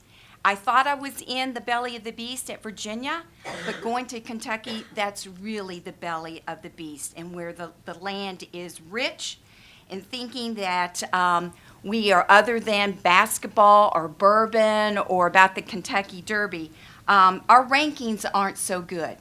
When you look at Kentucky, we're up there one or two every year. Just depends on who's running the numbers and what time of the year for having the highest smoking rates in the country. So during my nursing career, I've come across a lot of heroes that have helped shaped and influenced my thinking with tobacco control, and also certainly my passion. But my very first hero was the Surgeon General Everett Koop, because it was over 50 years ago where he came out with the very first report on smoking and health. Back in 1964, he literally shocked the country that 42% of our population smoke. And today that prevalence is 18%. Now that may sound a lot better, it certainly is, but that's still too many. That's 42 million.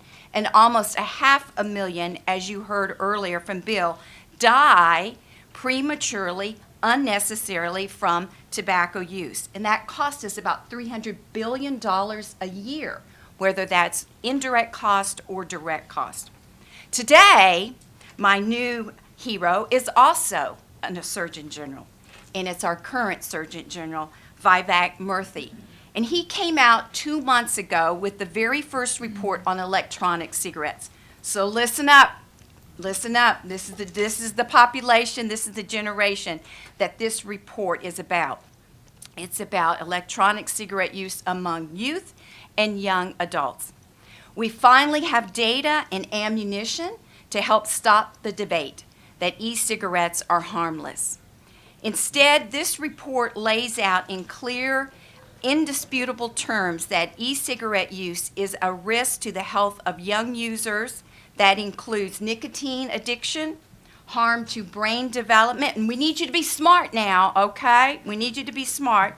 Increased odds of future use of tobacco products, and that's a real concern of mine. And although not specifically addressed in the Surgeon General's report, we know that electronic cigarettes cause disfiguring injuries from shoddy manufacturing and those malfunctioning batteries that are in those electronic cigarettes, because we do not have the regulation we need for our electronic cigarettes. So they're officially referred to as electronic nicotine delivery systems, ENDS, E-N-D-S, and these devices resemble literally a cigarette and typically deliver nicotine and harmful compounds as propylene glycol, which is nothing more than antifreeze, and formaldehyde. And that's just to name a couple of toxins that have adverse health effects and carcinogenic effects. E-cigarettes are also known as e-hookahs, mods, vape pens, vapes, and tank systems. E-cigarettes are battery-operated devices that heat and come in over 100 flavorings, including bubblegum, Fruit Loops, and chocolate raspberry. According to the Surgeon General report, e-cigarettes are now the most popular tobacco product among American teens. And e-cigarette use, now listen to this, we're going to have a test afterwards, see if you're paying attention, everything we're saying. E-cigarette use by high school students grew by 900% between 2011 and 2015. It started out 2.5%, now it's up to 16%. And that's just talking about those that have used electronic cigarette in the past 30 days. When asked, high school students and young adults, 18 to 24, have you ever used, over 70% say that they have. Now, back to these startling numbers about the use of e-cigarettes with with electronic cigarettes. This surpasses traditional cigarettes, and it is the #1 preferred product. And now we also know that not only is it the #1 most preferred product, but it's associated with dual use of combustible tobacco products. So whether that's a cigarette or a cigarella. In 2015, almost 59% of high school students report being an e-cig user plus a cigarette or a cigarillo user. In closer review of the youth data on e-cig use, Older student, the ones that use it are the following. Older students, meaning the high school students versus middle school, Hispanics and whites are far more likely to use e-cigarettes than younger students and blacks. The most commonly cited reason for using e-cigarettes is curiosity, the flavoring or the taste, and the perception that they are less harmful than other tobacco products. Inside many electronic nicotine delivery system is the liquid poison nicotine. Not only is it highly addictive, but also places youth health at risk because the brain is still developing until about age 25. So research has shown exposure to nicotine while young can cause lasting cognitive and behavioral impairment, such as disruptive development of attention, as well as learning, and increased susceptibility to addiction, meaning with other substances. Research has also shown nicotine is harmful to pregnant women and fetuses, including the risk of sudden infant death syndrome, SIDS. Even in tiny amounts, whether ingested or absorbed through the skin, liquid nicotine, those devices can break. And when you're putting them together, the nicotine bottle can break, and it can certainly cause, when you're absorbed through the skin or inhaled, can cause severe vomiting and seizures, and even a single teaspoon can take a child's life. Although the e-cigarette safety caps legislation was passed last year, that was really great. The industry would like us to believe their support of that bill has to do with preventing kids from being poisoned. But they actually have another agenda. The industry is intentionally targeting kids, not adults. Why do you think they have Fruit Loops? Why do you think they have buttergum flavoring? The CDC reports that in 2011, $6 million was spent on advertising e-cigarettes. And in 2014, it was $115 million. That's 2 out of 3 kids are seeing these cool ads with cool flavors. This is a $3 billion year industry that is repeating the playbook from their earlier years of marketing the safer cigarette. The generation of promoting the lights is now promoting a generation of the vapes. Action is needed for states to include e-cigarettes in their comprehensive smoke-free workplace laws, as 9 states and the District of Columbia, which I'm really happy, they have already done that. My state has not.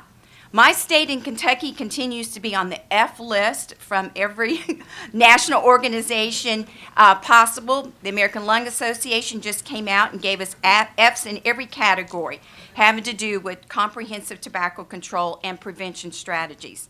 So, like I said earlier, in a state that prides itself for national basketball championships and earning top academic ranks, we have a lot of work to do to get off these top rankings for death rates from cancer. Every year, 10,000 lives are lost in Kentucky. We have the highest lung cancer rates in the country that strike and take the lives in Kentuckians at rates 50% higher than the national average, and that's just lung cancer. Unfortunately, our death rank in the top 10 nationally for breast, colorectal, and cervical cancers. Each of us in this room has a story, and the timing could not be more urgent for us to be stronger advocates at the local, state, and national level to better promote the health and well-being of others. It was easy to miss among coverage of the recent U.S. presidential election that on the same day that Donald Trump became our president, the state of California voted to increase tobacco tax from 87 cents per pack to $2.87. That was its first increase since 1999. Nationally, signs are ominous for tobacco control, so we must work harder and be more focused on actions that we can control that will have the greatest public health impact. Recognizing that our state administration in Kentucky is not looking hopeful for passing any tobacco control legislation, we instead are rallying our local efforts to increase tobacco taxes in Lexington, Kentucky. because we know that research shows us for every 10% increase in the price of cigarette taxes, it will reduce the consumption by 4% among adults and 7% among youth. Tobacco takes a tremendous toll on our health and our economy. Millions of lives are impaired unnecessarily, and billions of dollars are spent. Regardless of our national, state, or local political climates, we can and must work together to ramp up our game plan, full speed ahead, to better protect public health. We can and must do better. Raise taxes, include e-cigarettes in our ordinances, allocate funds to support educational and treatment initiatives, and pass comprehensive smoke-free laws in public and workplaces. It is not until we are more vigilant to promote healthier lives that we will be able to breathe healthier air and live healthier lives. Thank you.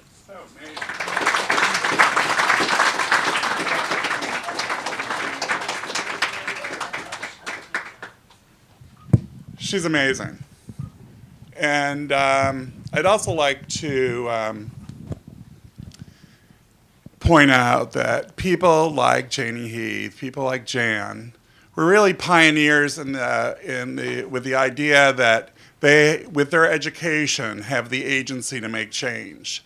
And young nursing students here and other students, we're in a position here today because you're getting the education and you're going to be in careers where you can lead the charge.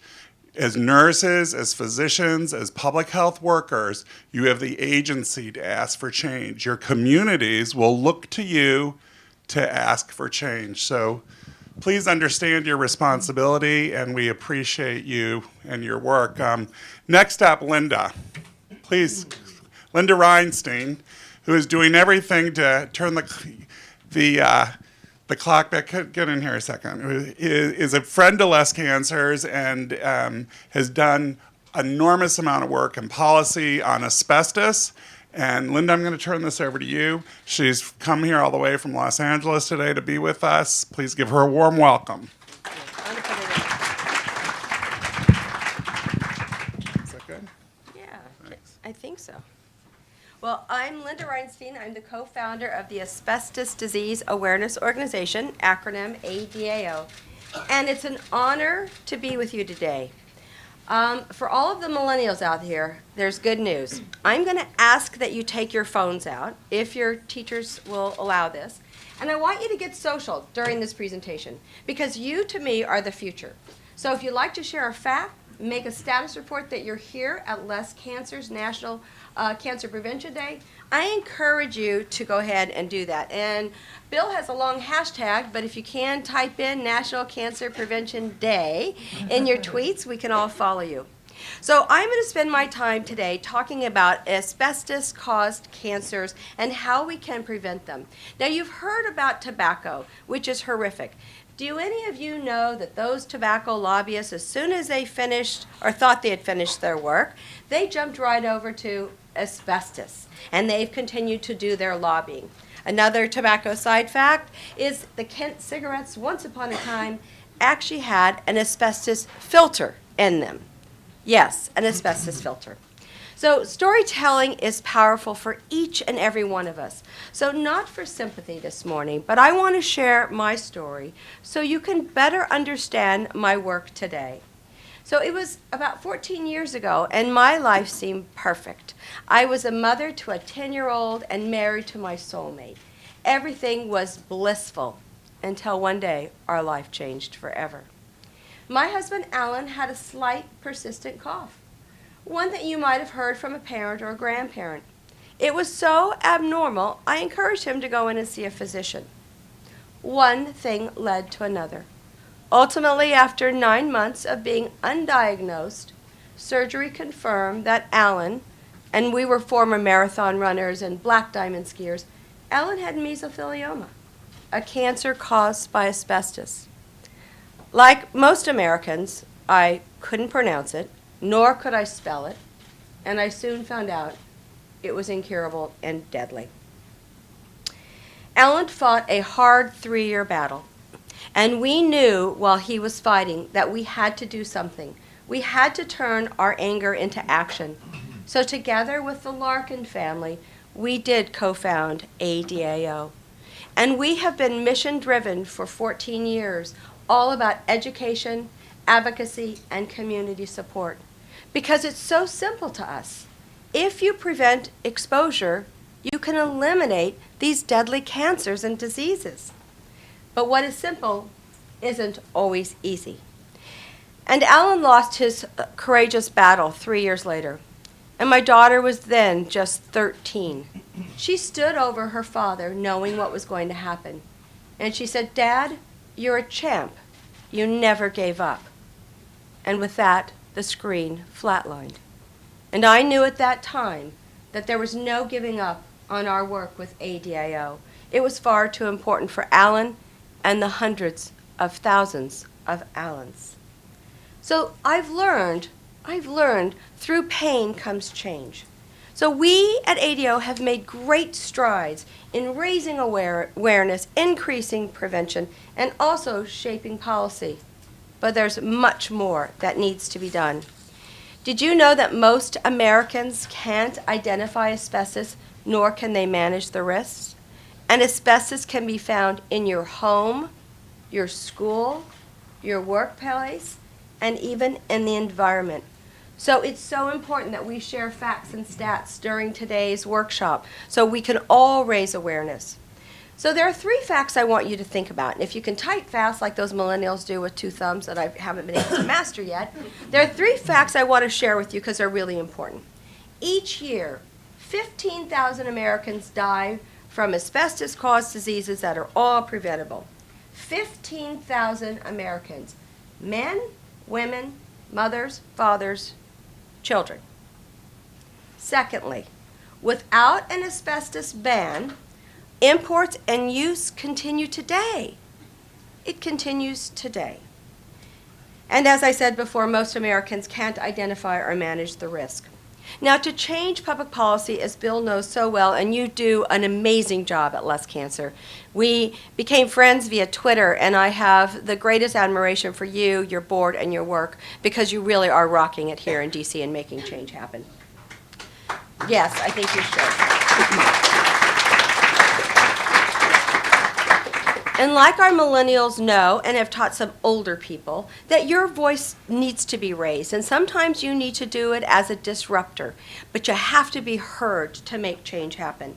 So while promising research continues, prevention remains the only cure for our cancers and many others.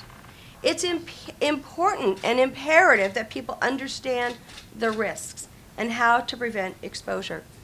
So normally there would be a PowerPoint, Bill, but Bill said no PowerPoints. So I want to make this really simple for those looking around the world, and I know you have Mavis from the UK and others. There are 3 simple things you can do, and you can share this information with your family, friends, and colleagues. You need to know where asbestos might be in your home, in your school, in your community, and in your environment. If you know, you can prevent exposure. If you suspect asbestos is in any of those places, you need to not disturb it and seek professional help. For those of you here today, last year when I joined Bill, you were in the beautiful, I think it was in the Cannon building, possibly? Yeah, Cannon caucus room. Gorgeous. Well, that's all roped off now, and they're doing asbestos abatement. Now, not news for you folks, but not everybody has the architect of the Capitol living in their home that can go in and do it cost-free-ish, like they do in the government. So asbestos abatement is very important, and you need to seek professional help. And this ties into all of the anti-smoking, which I firmly believe. But if you've been exposed, there are 2 things you need to do. You need to talk to your physician and at least let them know that you've been exposed, or maybe a family member of yours has been diagnosed, or sadly, maybe they've lost their life. But there's something more important that you need to do. And if you do smoke and you have been exposed, you need to stop smoking, because you increase your chance of developing an asbestos-caused cancer even more. So our mantra at ADIO is really simple. Hear asbestos, think prevention. And I want you to know we need to work together even more. As I watch the executive orders, which I think we would like to burn some of them, maybe all, but we're seeing a dramatic rollback in public policy. For every new regulation, we're going to be forced to give up 2 regulations. And I guarantee you somebody has suffered or died to get a regulation passed on the work health front. And when it comes to the EPA, we worked very hard, and Bill knows because he helped me. We passed the Toxic Substances Control Reform Act, called the Lautenberg Bill, and we faced the risk of having our work with NRDC overturned. And that bill is to manage the 84,000 chemicals, including asbestos, that you find in commerce and in homes now. You're young, you're my future. I believe in all of you. I'm going to be calling on Bill and the Less Cancer Board to hold the EPA responsible for ensuring that we can truly implement the TSCA bill that was signed by President Obama. Every life matters. And for those of you who have suffered cancer yourself, or fight with a family member through treatment, or stood at a graveside and buried a loved one, change can happen. And I truly believe that together we can make that change happen. So Bill and Less Cancer, thank you for giving me the privilege of speaking, and I hope that your people will go to our website and become more educated at adio.us. Make the change happen. Yes? I have a question. Were you able to identify how your husband got the asbestos, initially? So that's a great question. So initially when Alan had his symptoms and the chest cough, etc., his doctor said, "Did you ever work around asbestos?" And Alan, being a business person wearing a suit and tie every day, said, "No, I don't think so." But had the physician asked, "Did you ever work in a shipyard? Did you ever do home repairs? How about wallboard, floor tiles?" If you ask the right questions, you can identify exposure. And my husband had both occupational and environmental. He loved to fix things around the house, but he was also a metallurgical engineer, so when they built nuclear submarines, they sprayed asbestos widely in a tight, confined space. But Alan is one of millions of hundreds of thousands. And we recently buried a young man who was 29, and he wasn't a plumber. He didn't work in a shipyard. But because of environmental exposure and the imports that continue, asbestos remains a threat today. But there are the things we can do so we can prevent the exposure to eliminate the diseases. Thank you very much.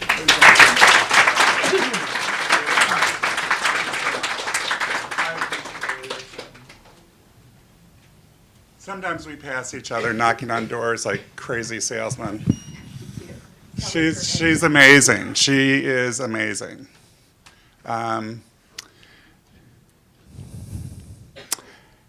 Kathleen Hayden, can you please come up? Kathleen is from the University of Virginia, and I was interested in a study that you're doing that I'm hoping you'll share with us. But Kathleen is a nurse, and she's going to help explain what she does today. Thanks so much.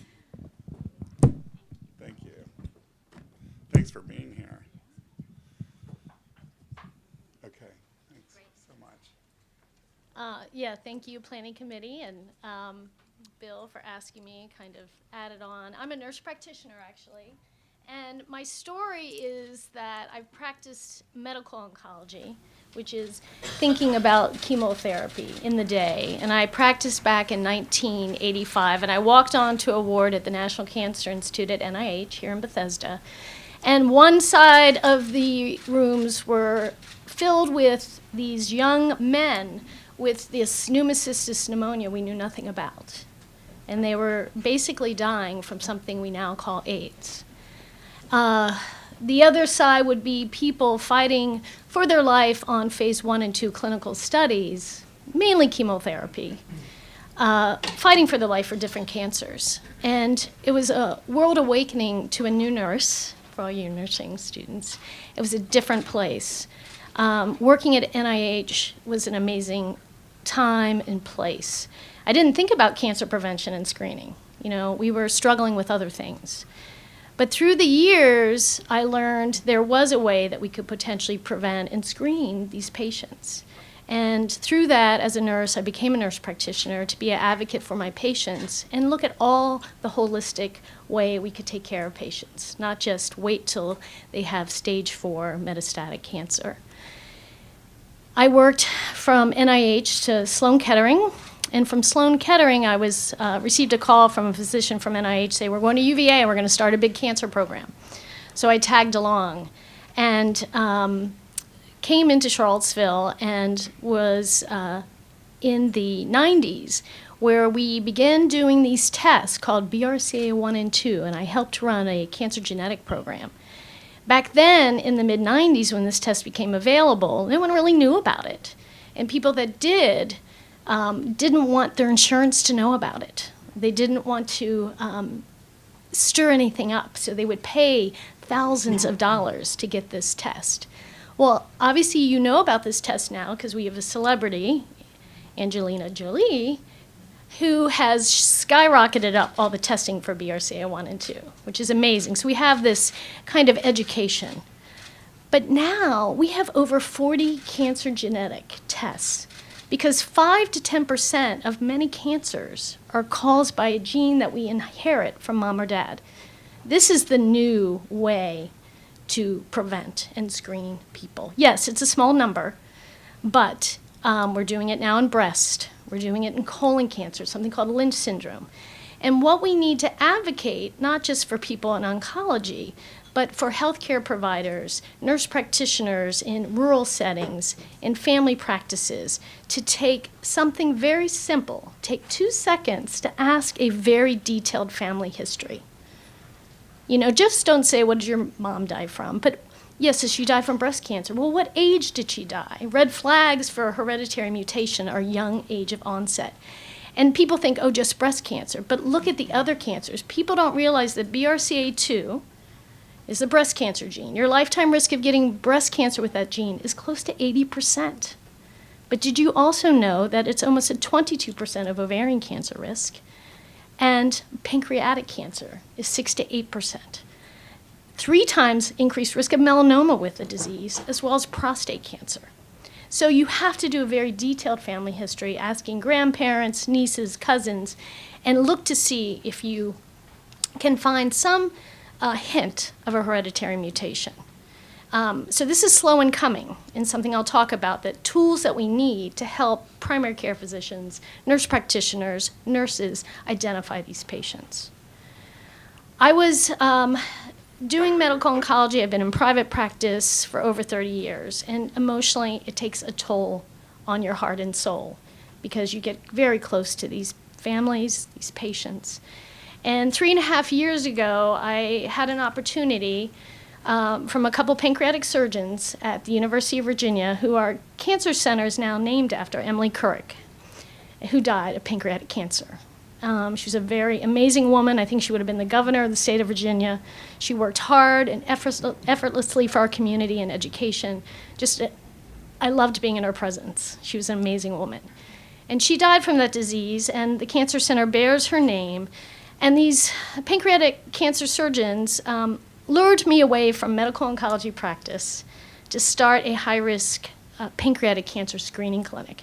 We've heard about mammograms, we've heard about colonoscopies, pap smears, but no one, when you look at the guidelines, especially from American Cancer Society, there are no guidelines for pancreatic cancer screening. You know, some of my colleagues actually laughed at me a little bit because they were like, there is no screening, there is no prevention for this disease. How can you take this job? Well, it was a grant-funded position. It's nurse practitioner run. I run it by myself. The surgeon said, here it is, go and run with it, start it. So I'm 3.5 years in, and pancreatic cancer is rare. You have to remember, the general population is 1.5 people out of 100. So it's very small. But there are families out there, and I'll bring up one patient of mine, my first patient that kind of signed up for my screening program. He had 14 family members die of pancreatic cancer. He was a physician from North Carolina. And he came to see me. He had one aunt. We said, we got to test someone that's alive. You know, he had an aunt passing from the disease in a nursing home. And I said, let's test her. And he's like, I'm going to do this test. Medicare would only pay for BRCA1 and 2. They wouldn't test. There's 13 genes now that we know are attributed to pancreatic cancer. She was negative. She passed. He came to see me, and he said, this is 4 years ago, he's like, I want to do the whole panel, this whole 13-gene panel, which costs $7,000. Insurance wasn't covering it then. They didn't think it was medically necessary. He paid out of pocket. He had the funds, which was nice. And I told him, the panel came back completely negative, but it didn't really help us. We don't know, is there a gene we haven't discovered? Was he a true negative? Did he not have the gene that was inherited? But I said it was the best Christmas present he could give his children.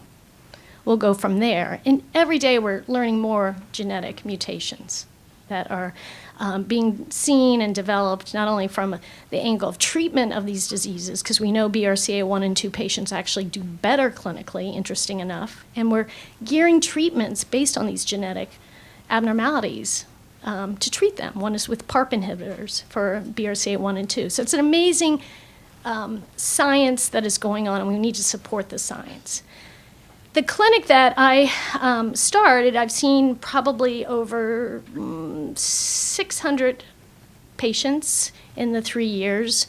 I found 1 pancreatic cancer to date. I model my program after, I have to applaud these other centers. Hopkins is one of the first that has a high-risk pancreatic cancer screening program.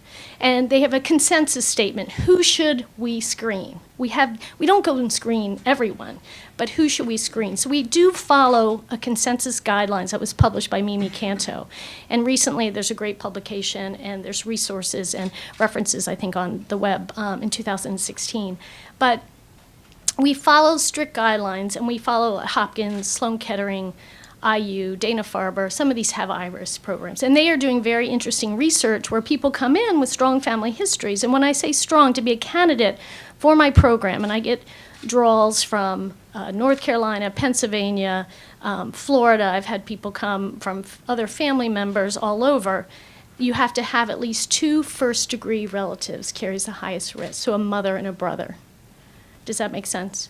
That would carry a 5 times increased risk. We don't screen everyone. So if you have 1 family member, we don't really screen that person. Or you have one of these 13 genes that we can test for. So when they come, I do it's intensive on the phone, and I only run this clinic 1 day a week. I do other clinics too. I work with melanoma, I do a bunch of other stuff, but I have to screen every person to see if they're a candidate. And when they come, I call the trifecta visit, I look at their family history, I get them to see the cancer genetic counselor, if they have not been genetically tested, if they meet criteria. I see them, and I discuss the benefits and risk of screening for pancreatic cancer. So right now the consensus is starting at age 40, or 10 years before someone was diagnosed with pancreatic cancer. We talk about the risk and benefit of either an endoscopic ultrasound or an MRI of the abdomen. Those are the best ways to look at the pancreas. There's no magical blood test we can do to screen for pancreatic cancer. So the next fight is the insurance. Will they cover screening these people that are very scared of developing pancreatic cancer? I have today gotten most of the endoscopic ultrasounds paid for. Insurances are now starting to pay for some of the MRI. MRI is about $3,000. Endoscopic ultrasound does require anesthesia, so there's some risk and benefit. And a lot of people come and they say, oh, my risk is, I can calculate the risk. A PhD at Hopkins developed a model called PancPro. And you can put in, like the Gale model for breast cancer, and you can actually kind of predict what someone's lifetime risk is of developing it. So when these patients come, we do have a really detailed discussion about that. And they come in and they're frightened. They see what their risk is. It's not really high. Is it high? The highest risk is someone with hereditary pancreatitis gene. It's STK11. That risk is about 30%. Like we talked about BRCA2, more commonly 6 to 8% lifetime risk, which seems small, but these people are scared because they do have family members that die of the disease. We decide screening. We screen them annually. I'm keeping a database of these patients I see. But the best part of this clinic is education. It is the only clinic And I've talked at the American Institute on Cancer Research. I recommend you get that on your favorites, aicr.org. It's amazing research they do. It's all evidence-based on diet and exercise.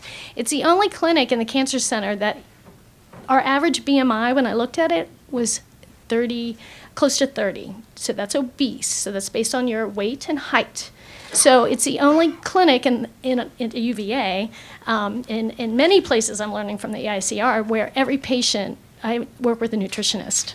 So they're like, oh, it's her again. I don't want her to come in and talk about what I'm going to eat. But they're frightened of cancer, but they weigh 250 pounds and they don't exercise. So we do a lot of diet consultation. We are doing follow-up with our dietitian interns to help motivate and inspire these people to lose weight and start exercising, and they get it. People don't even understand that Medicare has a great Silver Sneakers program, giving them resources of where they can exercise. The other thing we add is I have these great athletes from UVA who are also exercise physiology students, and they're really fun, and they come and work. And my dream would be to have a mini gym on the 4th floor of our cancer center. Like, okay, you've met with me, you're going to decide if you're going to screen, you met with the nutritionist, now you're going to go work out, And they're going to be, and we're going to train you, and they're like, oh.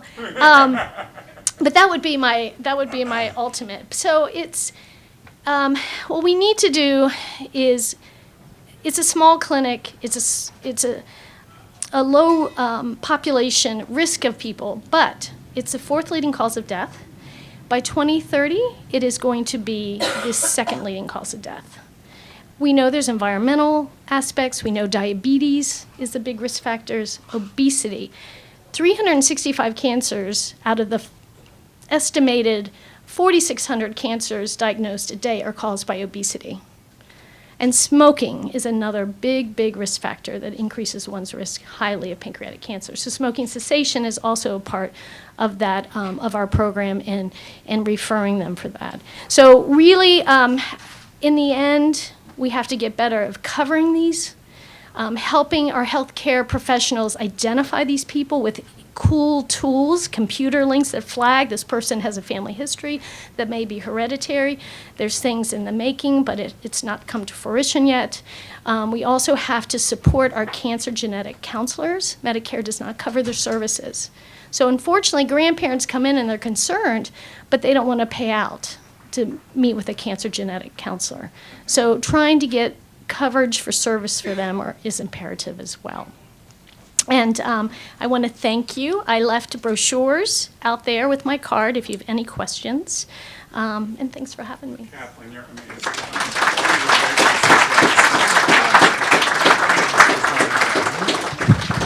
Pancreatic cancer is in my family. It's touched my life deeply, and it was the impetus for the founding of Less Cancer. We couldn't do it all, but we could at least try to go for the low-hanging fruit and the preventable cancers. Your work is so important. It's so critical. And I love your work because you prevent so much suffering.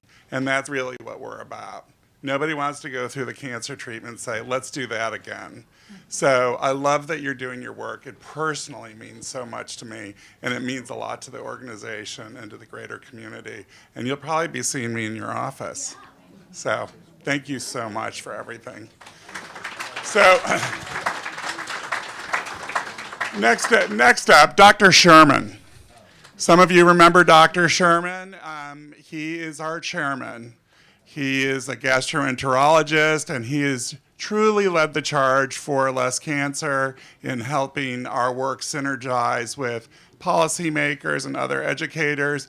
At the time Dr. Sherman became involved with Less Cancer in really about 2003, there were really no physicians talking about prevention. Nobody really brought some of the things we're talking about today into their scope. Tom has been so critical in helping lead that charge, and he is based in New Hampshire, where we have an office, and I'd like to ask Tom to come up here and talk. Thank you very much. Thank you, Bill. I'm going to shift gears a little bit and just tell a story. And the story is to illustrate a few things. One, it's to hopefully you'll walk away with a sense of what is a cancer cluster. Another is what is pleuropulmonary blastoma, what is rhabdomyosarcoma, and then the most important take-home message is what can you do in your own community, because that's where the story, it's not over, but that's where the story started and that's where the story has evolved.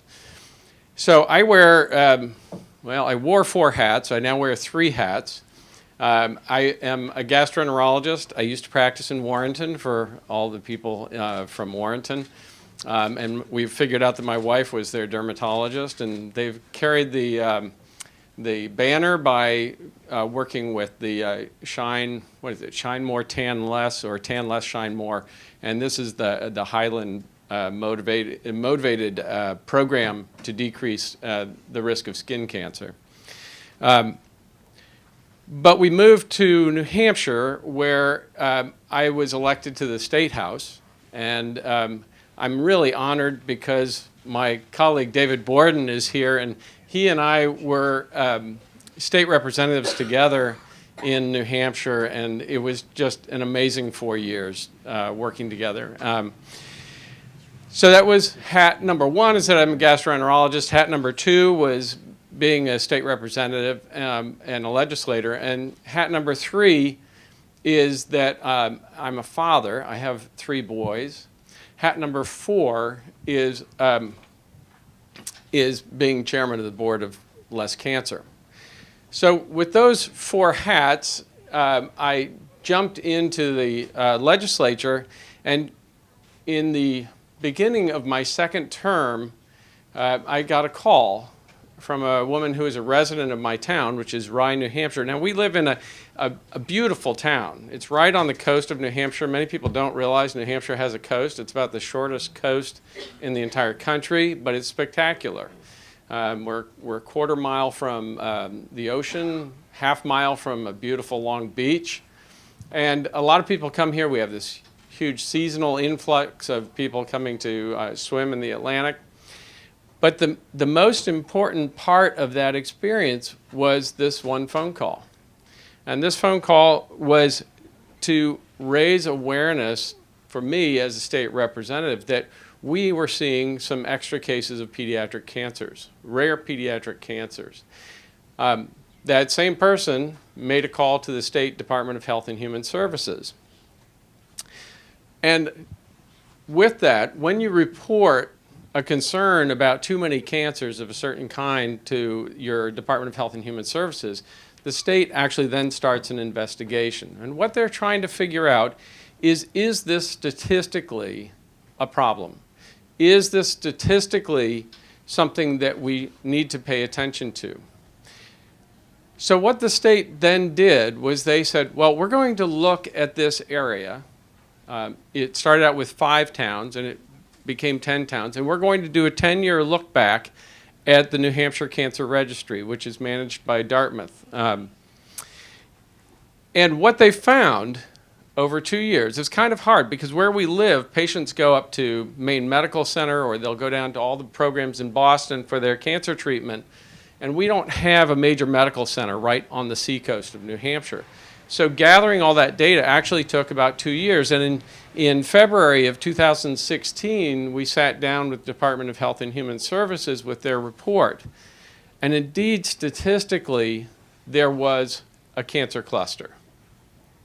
So what is a cancer cluster? A cancer cluster is based on a statistical measure called the standard incidence ratio of cancers. And you look at that over the number of expected cancers in a control population. So what the department did was they identified a 5-town area that was similar to ours, and they looked at what that 5-town area, what their experience was, and then they looked at our experience. And we had a standard incidence ratio, or a SIR, that was elevated statistically, and we met the definition. The 2 cancers that fell under this cancer cluster, one was rhabdomyosarcoma. It's a fairly aggressive tumor. A sarcoma is a soft tissue tumor, or it can be actually, it's a mesenchymal tumor. Rhabdomyosarcoma typically is in children. It involves the head and neck. It can involve behind the orbit. And outcome really depends on how early it's caught. The second cancer was pleuropulmonary blastoma. And in we'll call it PPB because it's hard to pronounce. But PPB really, you generally have a genetic tendency towards it before you can get it. And the children, this is actually was in the paper, so it's public knowledge, but the two children who had it in our area were a brother and sister. And the sister was diagnosed first. She's gone through 6 surgeries, and her brother was diagnosed because of her disease, and recognizing they had the gene, then they screened him and found that he had a tumor in his lung. And both of them, fortunately, are disease-free right now. So what happens when a community, a small, close-knit community, is told there's a cancer cluster in their own backyard? Well, you can imagine there's a huge public outcry. And that public outcry is led by parents who are worried that their children might get sick. They're worried about where is this coming from? Is there an environmental cause? And the result was multiple meetings with the public. And as one of the state legislators, and David was the other state legislator for that area, we were at many of these meetings, as was the Department of Environmental Services, the EPA staffed some of the meetings, and DHHS, Department of Health and Human Services.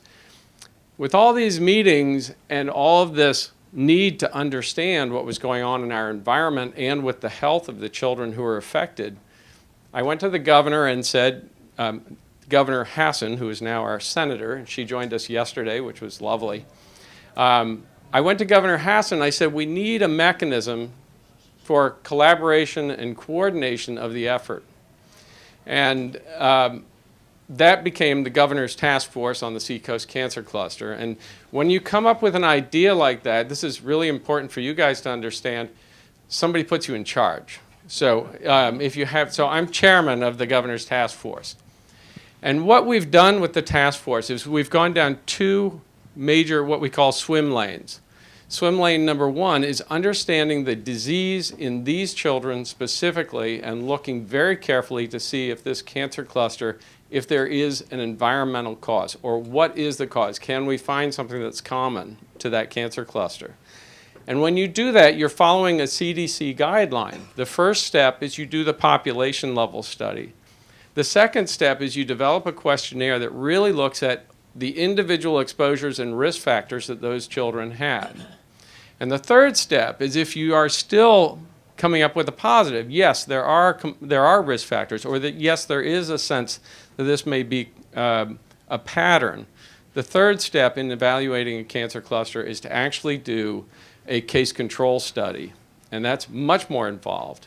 And in the state of New Hampshire, and Mindy, you might be able to help me with this, but no cancer cluster investigation has ever gotten to the level that we're at right now. And nationally, it's also extremely rare that that happens. So we are at the second phase, which is the questionnaire phase, to understand the individual risk of all the children who've been affected. And the Department of Health and Human Services has reached out to Maine and Massachusetts as well to try to see if there are other cases that would fit our case definition. The other swim lane is when you start asking questions about environmental exposure, you start getting a lot more questions. So in our neighborhood, which is, by the way, it sounds frightening, but this is America. This is the way it is in all of our neighborhoods. I was talking to the students from Highland School that we have a few Department of Defense installations out in Warrenton, and they've actually had issues with some of the toxins that were dumped up on off of Bear Wallow Road out in Warrenton. So this is our neighborhood. This is the U.S. neighborhood. We have a nuclear power station. We have a naval shipyard. What do they work on? They work on nuclear subs. We have Schiller, coal-fired and biomass power plant. We have the retired Pease Air Force Base. And then the last one, which didn't even make it to the initial report because nobody really was aware it was there, sitting right in the middle of this 5-town area is a landfill called Coakley. And I'm just going to talk briefly about Coakley because I think this is really, when I think about a lot of what many of the people who are here are working on when it comes to environmental toxins and environmental contamination, we have a history of at least 50 years of virtually unregulated industrial dumping, whether it's through our military or whether it's through our industry. And talking about advocacy for our future and for our kids, this is why we're here today, is there are things we do to ourselves, like smoking, drugs, obesity to some extent. But there are things that we have very little choice about, and one of those is our drinking water. So Coakley is the highest point, or about the highest point, on the seacoast. It was a great source of gravel. So they dug out all the gravel, and then you've got this pit. And what is the economic thing to do with a pit? You fill it up with garbage. But the garbage is commercial waste. It's waste from Pease Air Force Base. It's waste from towns, commercial haulers, and they just fill this thing up. But remember, it's at the top of a hill. 4 different watersheds start from the top of that hill. And this is, you think of, we're the granite state, so we've got this powerful granite. Nothing's going to go through that. But actually, this particular area is more like a sieve. It's not much of a filter. Stuff can run right through it. It's more like gravel. So the actual threat to the community becomes much higher because of gravity and because of the way water flows out of this one site, which is now filled with very toxic substances. So we identified these 5 sites, and one of the first things we did, recognizing the importance of Coakley, was the task force formed a subcommittee, and the subcommittee has gone on and held DES, EPA, absolutely accountable for the water quality for not only what's happening up on the hill, but also the surrounding subdivisions. So the story continues. We're right in the middle of it. And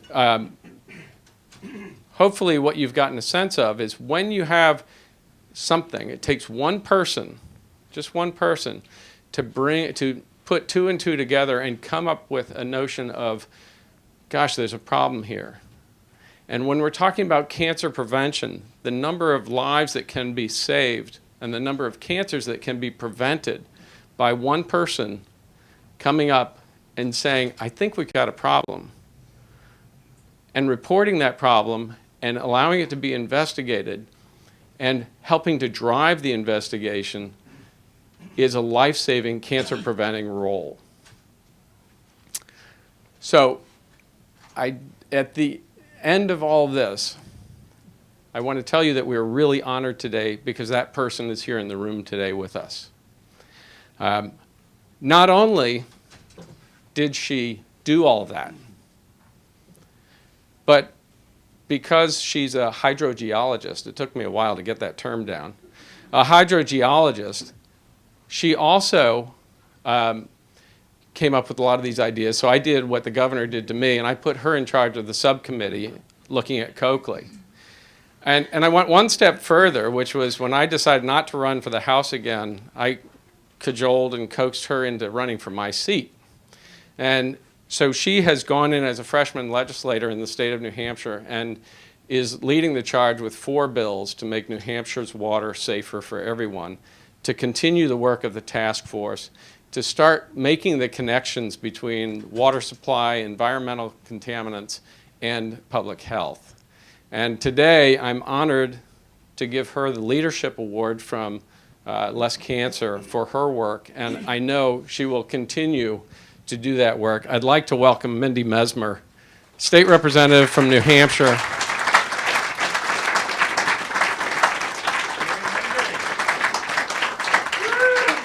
This is for Mindy. Thank you so much for what you do. And would you like to say a couple words? Just a few. Thank you so much. It's been a pleasure to work with Tom and David Borden over the last year or so, and actually a couple of years. And I just want a message to all you younger people here. As Tom said, get involved with your local politics, get involved with your local issues, contact your representatives, tell them what bothers you, make sure you can make a difference at your local level. You really can. Thanks. Thank you, Mandy.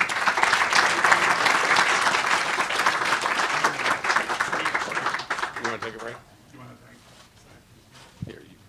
I just want to, again, thank Tom Sherman for all his good work. We're so grateful to him. We're going to take a few-minute break. We need to stay on schedule. If you can grab a quick sandwich and a couple sips of something, and then we'll be back with Miles O'Brien and his panel.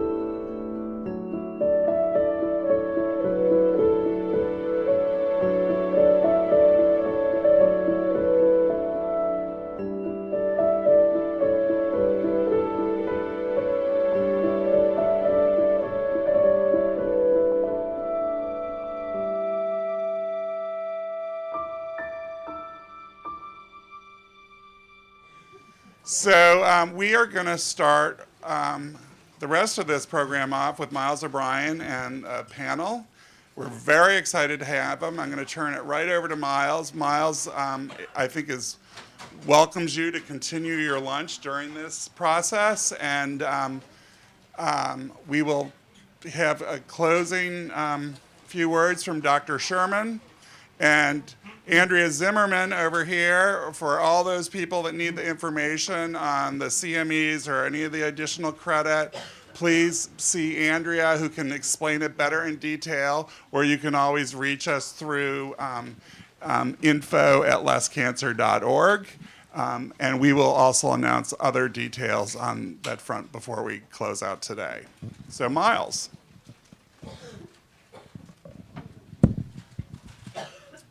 All right, thank you, Bill. Panelists, come on up, please, if you would. I'm not going to spend a lot of time introducing people because you guys can all Google them and figure out who they are and what they're all about.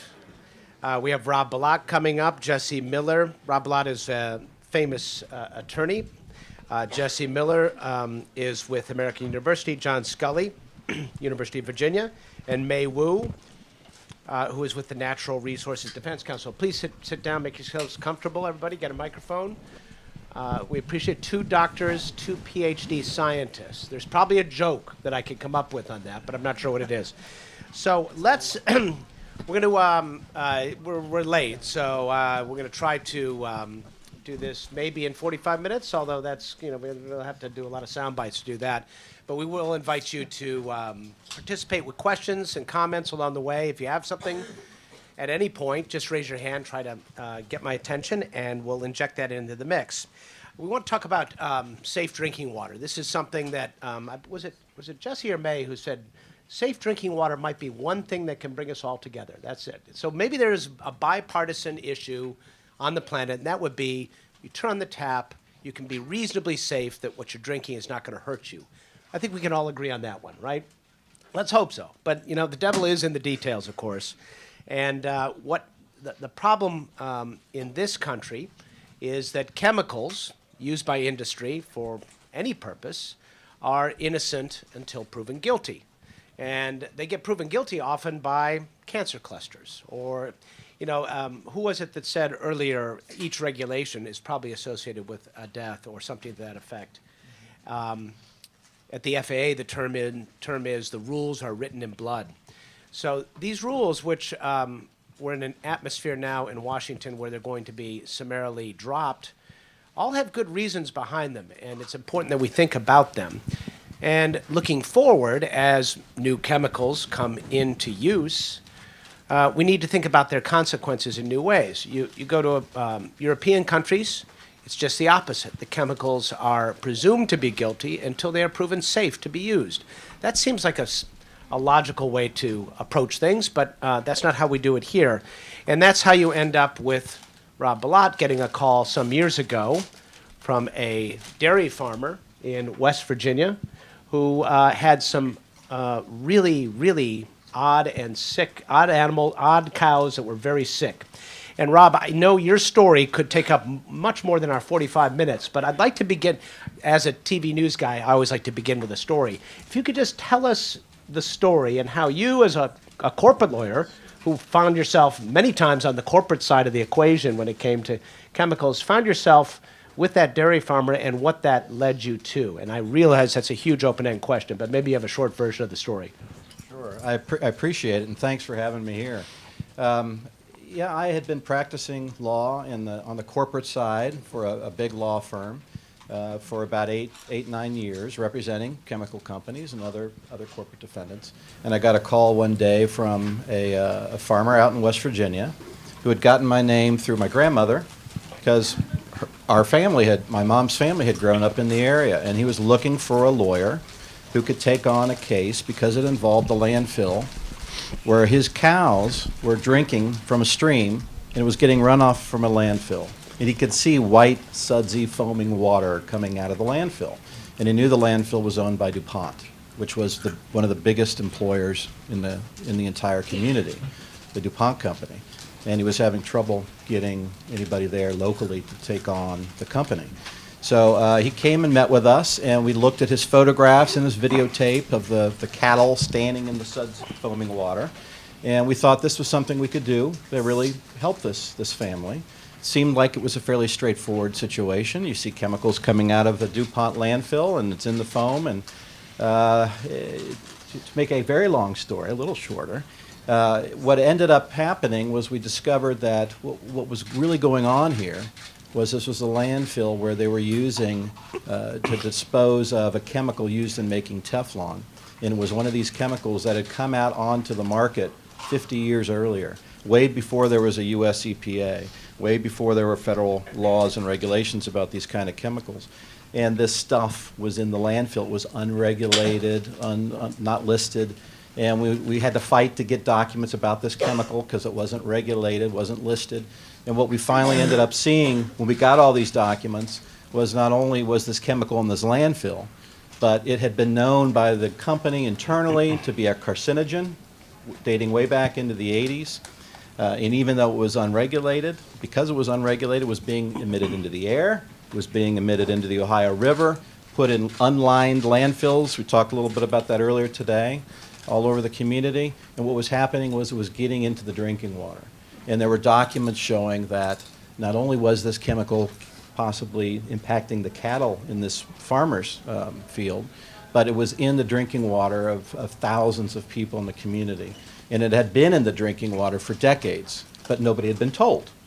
And so we started a process at that point, this is back in the year 2000, 2001, notifying the US EPA, the state agencies, and that sort of began our education on how that process works and how difficult it is. This is one we heard earlier today, 80,000 chemicals that are out there.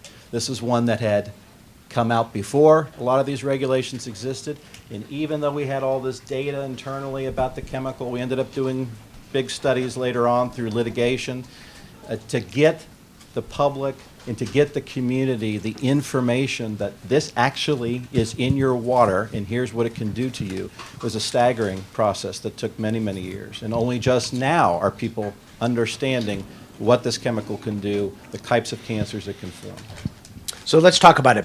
It's perfluorinated, right? Correct. PFOAs. And this is, it's a surfactant, is that the correct term? Yes. It's a good word, by the way. That's a good word to impress your teachers, surfactant. But it's used, I believe, some versions of it is used in Teflon, it's used in a fire retardant, it's used for a lot of things along those lines. Give us an idea of what this chemical's intended use is. The chemical was actually invented by 3M back in the late 1940s, and it was sold to DuPont and others that used it to make other materials like Teflon. It was what they call surfactant, something to help things kind of stay separated during the manufacturing process. And what would happen is this chemical was used in these manufacturing processes, and some of it would get into and stay in the final product.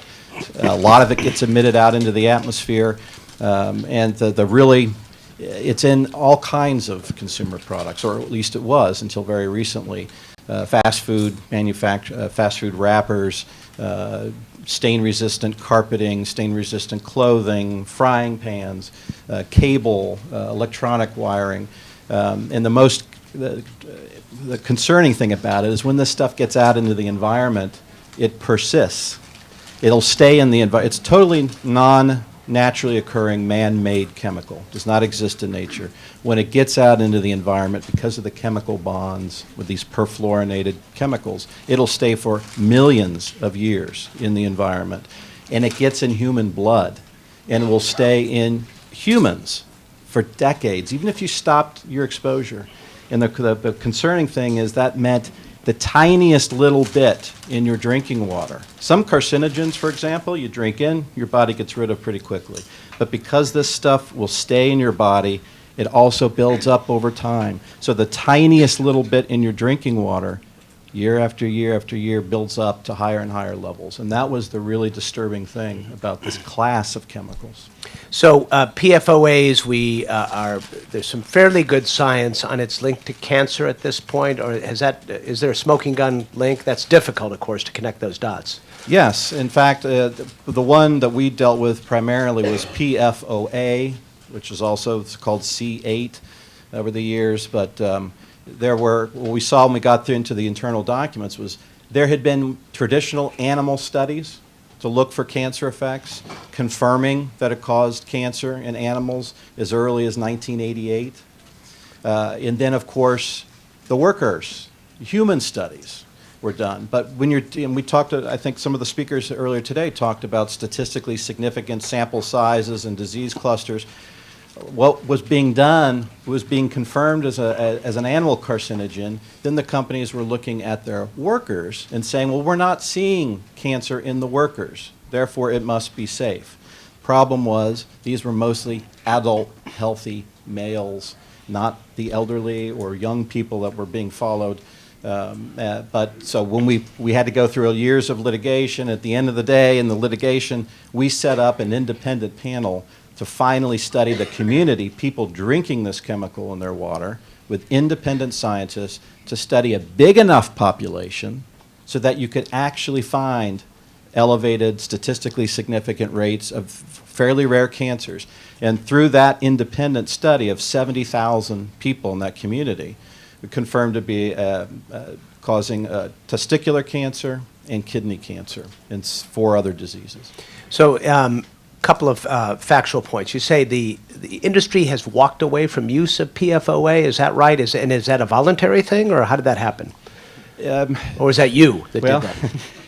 In around 2001, 2002, when we started notifying the agency, we saw this information in documents that the companies had that showing it's in the drinking water, it appears to be a carcinogen, has all these other health problems. People are drinking it and don't seem to know about it. What we also saw was it didn't look like the federal or state agencies knew anything about it either. So we notified the agencies around 2001, and over the next couple of years, as the agency started to figure out, wow, we need to look at this chemical, they announced in 2003, US EPA, we might actually look into banning this under the Toxic Substances Control Act. I know some of our speakers talked about that earlier today. And that's a very long process under the original rule. And as soon as that possibly regulating it under the law came out, the industry groups got together and agreed to voluntarily phase out any use or manufacture of the chemical in the United States. That was announced in 2005, but they were given 10 years to phase it out. And now new replacement chemicals are on the market, which there are scientists now saying, we know about as little about these new replacements as we did the originals, and are we just starting this process all over? So it could be a repeat. Give me an idea of, do we have any idea how many people might have been or will be affected by these PFOAs one way or another with some sort of health, whether it's cancer or something else? Well, the chemical, because of its persistence, when this stuff is released out into the environment, it gets up into the air, it can travel the entire globe, and it's now being found in polar bears, in wildlife on every part of the globe. It's in human blood all over the planet. So you're talking about a massive contamination, worldwide contamination with these chemicals. And in the community we dealt with in West Virginia, in Ohio, along the Ohio River, outside a DuPont plant there that was discharging it in that area, we had about 70,000 people we knew had been drinking it, and we studied that group. And we have hundreds or thousands of people that have these either these cancers or these other diseases linked to the chemical now. So you've got a career ahead of you litigating these cases, it sounds like, huh? I think so. Yeah, we actually have about 3,500 of those people have cases already pending against the company. So Natural Resources Defense Council, your logo is the polar bear, and your little polar bear has It's actually a spirit bear. Is that a spirit bear? Okay. Still probably has PFOA in it. But so to what extent is this emblematic of a pattern and the way chemicals are introduced, used, people get sick, and this cycle, as he just alluded to, seems to continue. Is this typical in some respects? Yeah, it is. And I think especially the drinking water contamination problem, it's something that, a lot of people, I think like our drinking water infrastructure and everything is a little bit of out of sight, out of mind. And so unless suddenly your water main breaks outside your house or your water gets shut off, you don't really think about where your water comes from, all the pipes that kind of lead to your house, and the treatment plant that's needed to treat the water, and then where that water came from in the first place. And it's most of the people in this country drink water that comes from surface water, so from rivers, lakes, and streams. And these are the ones that we really have to think about how we protect them, because, you know, when you're dumping, discharging from factories or whatever into these lakes, that is downstream. Some other community is taking that water and trying to turn it into drinking water. And the problem is that the EPA only regulates, there's only about 90 contaminants, chemicals that are regulated by EPA in drinking water right now. There are thousands more that are out there that could be, that they think are potentially in our drinking water right now.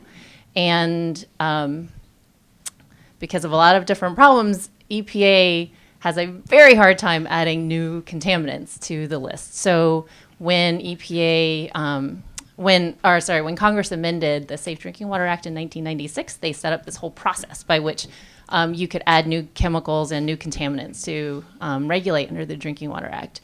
So since 1996, EPA has not set a single new standard without an act of Congress. So it's been, I can't do the math that fast, 20 some years, and we haven't added a single new contaminant to the list of ones that we would regulate under drinking water, which is a big problem.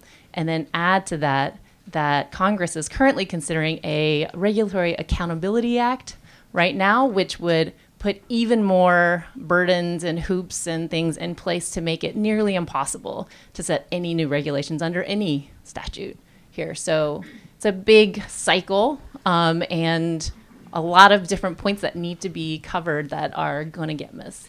So, as I understand, there's this containment candidate list, right? Every 5 years, they come up with a list of potential suspects. How big a list is that, and when was the last list released?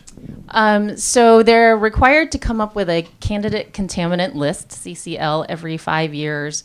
The current one has, I wrote it on my sheet and I forgot now. Right. It's like 90 some, I think. So 90 possibles. 90 possibles. That could be in our drinking water. Right. That we really haven't even assessed. Right, and the PFOAs are on that list. No, I think they're on the they were on the UCMR. But yeah, so there are 90 some chemicals and microbials that are probably in our drinking water that are probably causing adverse health effects that EPA needs to look at and decide whether or not to set standards for. How concerned should we be kind of nationally about drinking water given all of that? A lot. It's a big problem. There's big, huge question marks there, and that's something that we just need to, put a lot more resources into to figure out what's out there and how we can treat it. But also, like, how talk about prevention. How do we keep it from getting into our drinking water in the first place? And a lot of this, it has a lot to do with what you test for in the first place. I mean, in some respects, we really don't even know what's in the water, do we? Right. There's a lot of some of the big hurdles are that we just don't have the analytical methods to even detect some of the things that we think are ending up in the water. I know pharmaceuticals is another area that's a big question mark that we know, because we have this toilet to tap system, which is, we flush it down the toilet or flush it down the sink, and it. We just had lunch, babe. Yeah, sorry. Stop eating Enough now. Enough of that. Yeah.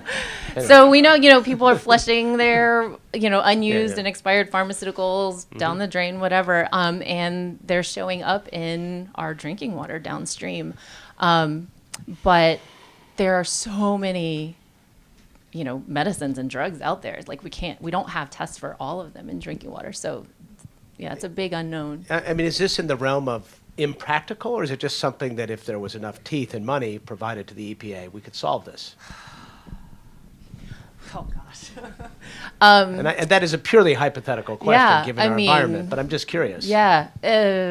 It's probably again, there's probably like 6,000 contaminants that they think might be something in the universe of things that might be contaminating our drinking water. So that's a lot to come up with. A lot of money and a lot of effort could be done to address it. But that's why, again, prevention is a much easier way to deal with it. To like, let's just not get it into our sources of drinking water in the first place. So in other words, assess the chemical before the industry starts Absolutely. using it. And Absolutely. is that practical? Because you want to build a better pot or pan, and you're in a hurry to do that. How do you prove it's safe to use PFOA? I mean, it's a tough burden of proof, isn't it? It is, but we do it for other things. So, for example, for pesticides, which are designed to kill things, Congress had decided that that's not something that we want to put out into the market before they're tested. So for pesticides, there's this very long process by which companies that want to put out a pesticide have to go through a very long list of tests, aquatic toxicity and animal studies and all sorts of things to show that like this pesticide doesn't have certain unreasonable adverse effects. So you could do a similar thing with all these other chemicals before they're put out into the market. So Jesse, let's talk about some of the emerging threats that are out there. What chemical, with thousands of chemicals to look at, how do you even begin the process of identifying where the trouble might be? So I think that, I'm coming at this from an environmental exposure perspective of cancer prevention. And so I think that thinking about, like May said, thinking about prevention from the beginning. And you can really think about the chemicals that you could be exposed to in two categories, maybe those that are regulated and those that are not regulated, like May was saying. And so it's those that are not regulated that are the big question mark. The big ones that are out there right now, some of the ones that are a little bit, the non-regulated ones include, chromium-6 is a big one. So wait, now just so people are aware, that Sure. do you know the film Erin Brockovich, you youngsters? You ever see that? Okay, well that's chromium-6, and that if you watch that movie, you have the impression that she single-handedly solved that problem, but it persists in California and elsewhere. Go ahead. Yeah, so, and it has actually been found in drinking water all across the U.S. And it's a pretty bad actor. I mean, we know that, right? It's a known carcinogen, yes. And so there are actually, and when we say known carcinogens, there are very few that the government labels as known carcinogens, and chromium-6 is one. So it is, and so to have a known carcinogen that is present in drinking water across the U.S. is a big problem. And how does it get there? Well, it's not naturally occurring. It's very rare to be naturally occurring. So most of it is coming from industrial processes, textile manufacturing, stainless steel manufacturing, metal plating. And it's also been found a lot in coal ash as well. So in one of the byproducts of the coal industry also. So why is it still there? If we know, I mean, the bar is set very high to prove something to be carcinogenic. I mean, that really takes a lot. And the fact that it still persists, what list is it on? Well, I mean, you ask why it's still there. It's persistent. It sticks around for a long time. And it is not regulated at the same level as other chemicals. And so even though that's part of the reason that it's still there is that it's not regulated, not federally at least. And so, however, California, New Hampshire, I think, and New Jersey maybe have regulations for it. So there are.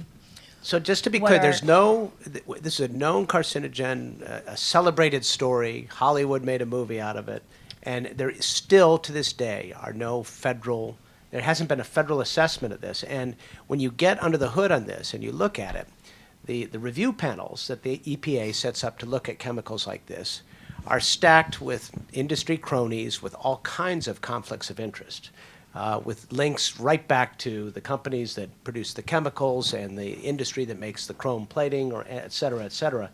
And you go to these hearings where they're assessing these chemicals, and it's stacked with industry people who are really putting their thumb on the scale. And I know you may or may not want to agree with me on that, but I just wanted to get that out there, that this process is not only slowed down and hampered by a lack of funding for the EPA, but it's also been corrupted by industry.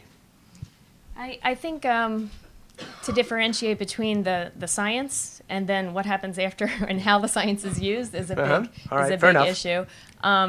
Because there is scientific evidence that shows that it has these carcinogenic effects, and then how that evidence gets used. And some states have taken it and have moved forward to do something with it, and other states are thinking about acting as well.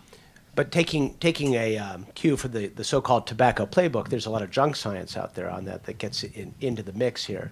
And so that's why you end up with a hexavalent chromium still on the list. So, John, let's talk about, some of this has to do with, we've been talking a lot about infrastructure here. And while, lead is not a carcinogen, I think somewhere between 6 and 10 million homes still have a lead service line between the water main and the tap. And that's where the rubber meets the road on cost, right? To dig up all those lawns and put in a new service line. That, I don't know how many billions that would cost, but I'm told that the overall water infrastructure bill, if we really wanted to fix it, is about $1 trillion, something like that. Give us an idea of whether we're spending anywhere close to that kind of money on improving our infrastructure for water delivery. Well, first, thank you all for inviting me here, and I think to get that percentage of up from 17% of solving cancer problems needs to cast a wider net, and so I'm glad you're engaging with the materials community, and we're here to help. We've spent a large part of our department's effort, but not only on what I call green materials, so we've looked at lead for a long time. We've actually looked at chromate more, and I could say a few things about chromate. Please if you don't do, mind. yeah, go So ahead. I don't know, I'm not the legal person, I'm the science person, but one thing I will say is the military has mandated replacement of chromate, and it's caused a lot of funding. It's brought about a lot of funding in material science, and the cancer, the carcinogen information is there, but then there's the question of what do we replace it with? It's used as a corrosion inhibitor, and as I was telling Miles on the phone, so, we should not sacrifice public health at all, but it's used to keep airplane wings from cracking, for instance. So you've got, unlike the tobacco issue, which is a bad habit and no positive use, we've got chromium used. It has a use, and there is some risk associated with it taking it away, and there isn't a drop-in replacement, but it's got to be replaced because of this carcinogenic issue. And it's a real issue because airplanes, for instance, appliances that you may buy, commercial aircraft, military aircraft, they have hundreds of pounds of chromate. And even if it's mandated to be removed, how do we get it off of there without contaminating, as May said, the water supply? So there's a whole issue on what respirators, equipment people will need, how will you dispose of it. And so there is hope. There are some replacements for about 15 or 20 years. There have been some alternative candidates, but industry doesn't get incentivized to do that until there's regulation and until there's other driving forces. So you had mentioned in these panels being loaded with industry participants, and I don't disagree with that. But what you see is that certain states that want to sell their equipment, for instance, in Europe, they cannot sell anything with chromates in Europe. So now the Boeings or the whatnots, the Lockheed Martins are incentivized for business reasons, not as laudable as we'd like, to not do this. California is a state, so this is a state level. They want to follow what Europe is doing on a lot of heavy metals, right? So that's my comment about the So to hexavalent the chromium. extent that industry has to operate in a global environment, the European regulations actually end up helping us. The European regulations end up helping our industries that seek to sell things around the world. So And they may not do it, the Ann Brockovich, because it's the right thing to do, but they'd end up doing it in the long run. And they're for about 20 years, the materials community, driven by the possibility of regulation, the possibility of mandates, have studied alternatives to chromate. And I'm not trying to, there is a real issue if you look at some airplanes, especially these planes that fight fires. They tend to be older airplanes. You see these movies where they drop the chemical in the fire and the wing falls off, and that's a real issue. And so it's a little bit different than the tobacco issue where there's maybe no good reason, but there's some habitual reasons. You've got sort of trade-offs, what we call in the materials community trade-offs. I'm not defending chromate. There are, if you put enough science on it, like the issue of detection, I think these things are solvable. How much money is the question. Let me ask you this question, whether it's you or anybody else in the panel. Is it incumbent upon an organization like the EPA to, at the bottom of the ledger, consider not just what the impact might be to ingest it, but also what would be the impact if it was not used on that airplane wing, and figure out in an actuarial way where are the lives? Right. Do you So have I'm to just do making that? a small point. Yeah. That's right. There's the risk assessment Yeah. with multiple risks, and there is some culture too. In the military, there's a big, in any kind of design process, there's a big penalty for for doing something wrong, finding a replacement that doesn't work, and there's a catastrophe. And there's not as much incentive, and there should be, for replacing it to deal with these long-term health Well, effects. and if you're designing an airplane wing, you're not thinking necessarily about what you're drinking Right. when you open on. But there's your also, I'm tap, I'm right? going to go back to lead a little bit, and I should let other people, chime in. But the lead issue. One of the things we were talking about, like with asbestos, is documentation. It's not documented. So in Michigan, Flint, Michigan, which we've spent a little bit of time working on, they had 45,000 index cards in a municipal building trying to say where the lead pipe was. They don't even know where it is. They were accusing people, residents in Flint, of having high lead levels at the tap because they had lead. They had done something wrong in their home when the municipality didn't even know where the lead pipe was in the water system. And the other thing is, I just want to throw in one point, is it's a $1 trillion problem. There's probably over 2,000 municipalities or waterworks, and affecting 10 million Americans at least, and poor documentation of where the lead is used. Rob, I think a lot of Americans would be surprised to hear that just the very fact that chemicals are introduced without really any study being considered for their impact on human health. Why is it that way here? And what did how did the Europeans get better at this? Why? Well, the American system really started in 1976, the Toxic Substances Control Act, and was really focused more on the new chemicals coming out, and really didn't focus on. And one of the ones I was working on most was one of these already existing chemicals. And in the European situation, and I'm overgeneralizing here, but as you say, the concept was to come up with legislation that would require all of these things to be analyzed, tested, reviewed before they go on the market. And that's what I think was the intent of the recent revisions to the U.S. system, was to try to make that more in line with that concept, and to have more testing done, more study done up front before these things come on the market. And obviously that law just got changed. I think it remains to be seen how effective that is, and whether that does really create a different approach toward these kinds of issues in the U.S. May, what do you think? Is there a change? Will the TSCA change it? Well, yeah, it's a big change, and the devil's going to be in the details, because it's up to this EPA to start looking at. They have their first set of 10 high-risk chemicals that they're going to be looking at, and we'll see how this administration's environmental agency is going to handle that assessment. And, like I said, there's all these, we talked about the Congressional Review Act, there's the Regulatory Accountability Act, there's a lot of things that are being put in place by this administration to make it a political decision, not a scientific decision, on how these things play out. It's a little bit troubling. Let's talk about the administration in a moment, but the one thing does occur to me. If you're talking about a drug, you go to the FDA, and we all sort of familiar with that whole process. Anything you ingest as a drug, you would have FDA approval. In a sense, should drinking water be under the purview of the FDA with that kind of thinking, or is that it's kind of a gray area, isn't it, in some respects? It's an interesting idea, but it kind of, we still have to remember that drinking water is still a whole system, right? So we have the environmental impacts that are causing this downstream stuff. So I don't know that FDA is equipped to look at the environmental impacts from. Well, yeah, I'm things not that saying would they cause the necessarily drinking have water. the horsepower to do this, Yeah. but that approach might be a different way of looking That's at it. So anybody else want to talk about Europe versus the U.S.? Yeah, go ahead, Jesse.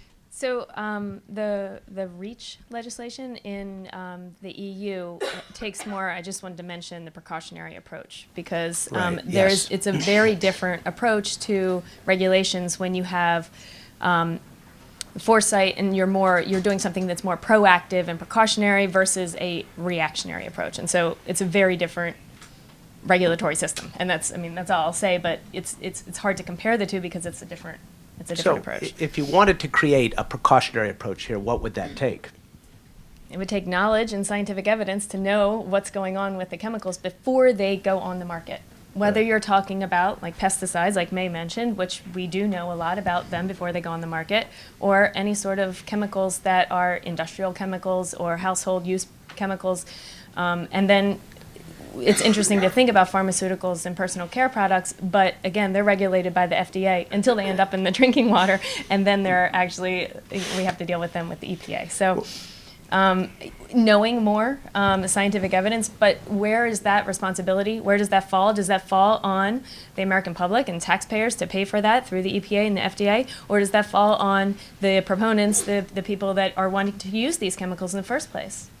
Is it reasonable to expect that science can give timely enough answers so as not to provide too high a regulatory burden on industry that wants to use these chemicals?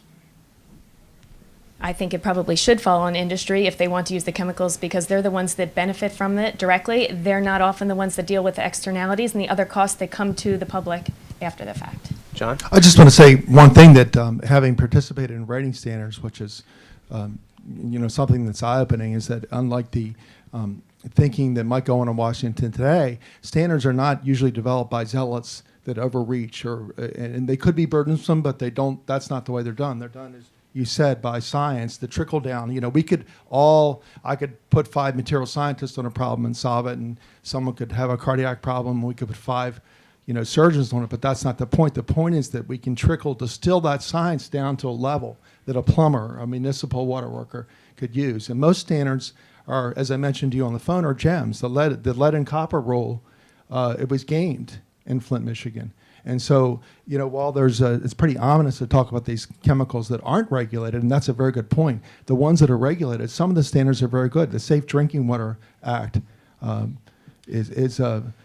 you can't. The bigger problem is these legacy materials, not knowing what was done 100 years ago. But the science and the development of most standards, I would say every standard I've ever seen is very rational. It's not an irrational zealot type approach. So give me a few more words on how the lead and copper rule was gamed in Flint. That's interesting. Right. Well, the lead and copper rule, briefly, everyone, says that there's a limit for copper release that's pretty high and a limit for lead that's really low. And the more science that's done on the medical side, the lower it becomes, like 0. But right now it's 15 part per billion of lead, and there's a 90% rule. And for those of you that are students, that just means if you've got 100 samples and 10 of them are above 15 part per billion, then you declare that water unsafe.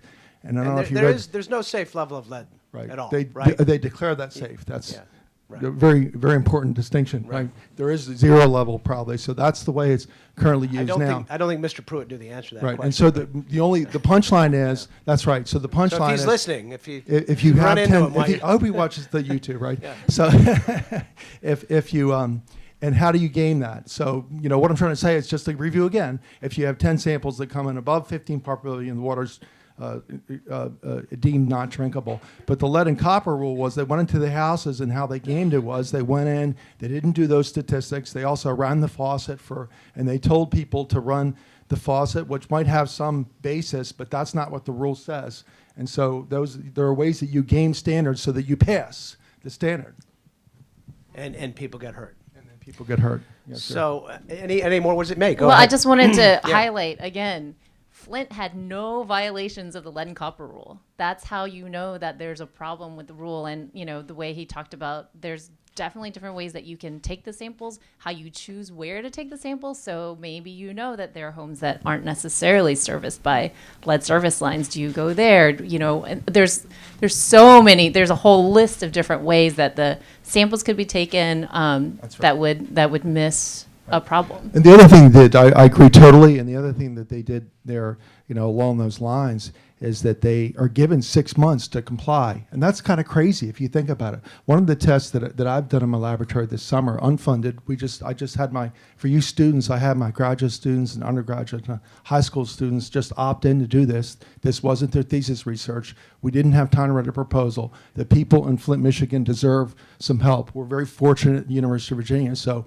we were doing tests at 5 o'clock in the morning or 2 a.m., and we did some tests on this. So it takes a long time for some of these inhibitors to work, or for you to build up films where you don't release the lead. And they're given 6 months to comply. But they were so far above the level that there was no hope of ever complying. And then meanwhile, people are ingesting lead. And so that's another way. There are multiple ways in which the system was gamed. What's the motive for gaming the system? Is it just nobody wants to bother? Yeah, to avoid the violation. And it's not just the lead and copper rule. There's a lot of, like I said, EPA regulates about 90 different contaminants, and there are different ways to game the system for all of them. So you can get, the way it's set up, you can get monitoring and reporting violations, or you can get a violation of the health-based standard. So some systems for some of the rules may decide, let's just not sample for it altogether. I'll get a monitoring violation, so I don't get the health-based violation, which requires things to be done. But kind of lost in that is that, people are harmed. Getting sick, yeah. I mean, let's not forget that. All right, so what are we going to do about this soon-to-be confirmed EPA director? Rob, what are your thoughts on if drinking water brings us all together?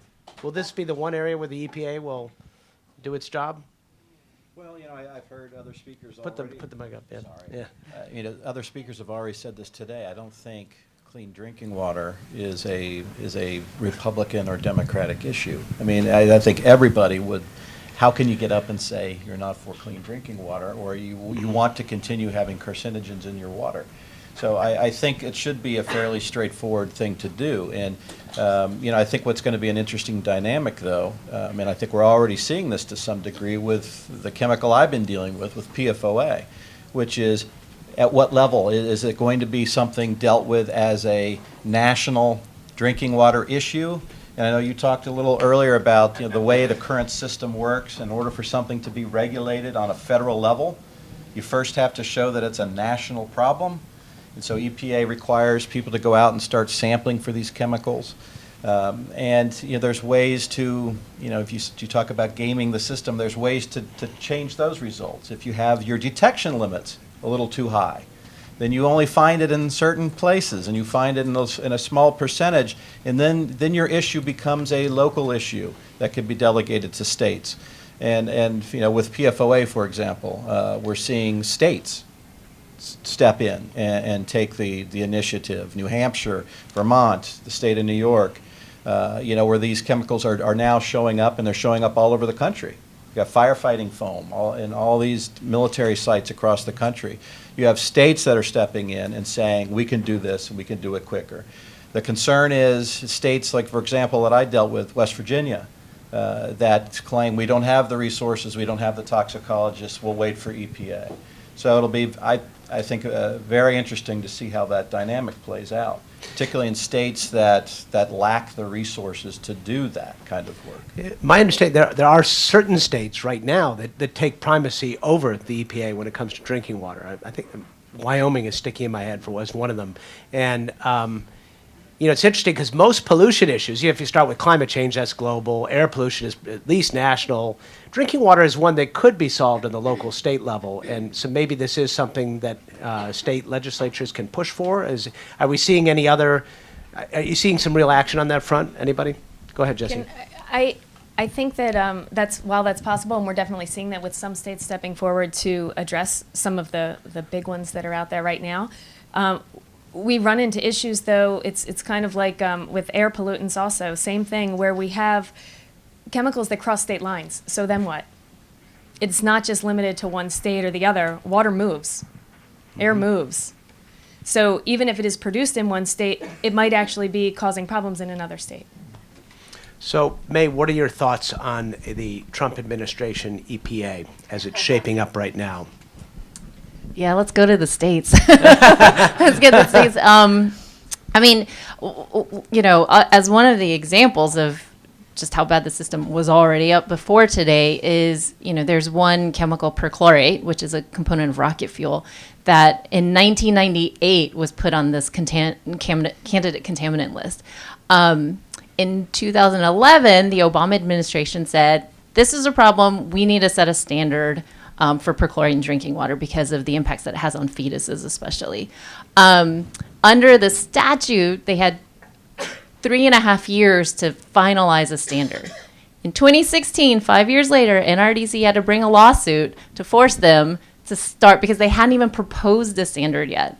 And our lawsuit, the settlement of that one says that they have to propose one by 2019. So we are 20 years from when, one chemical, 20 years that it took for us to get to a point where hopefully, who knows if we'll get a standard. So, just the way it's set up right now, I just don't see, and with the way the administration's looks like it's going, I think that the states are really where we're going to be putting a lot more emphasis for at least the next few years. Was there anything in Mr. Pruitt's testimony that gave you perhaps greater concern, or maybe some reason to believe there might be some shred of hope somewhere? No. All right. No hope, sorry. Yeah, no hope. Yeah. Rob, in Pruitt's testimony, his record, what do you see?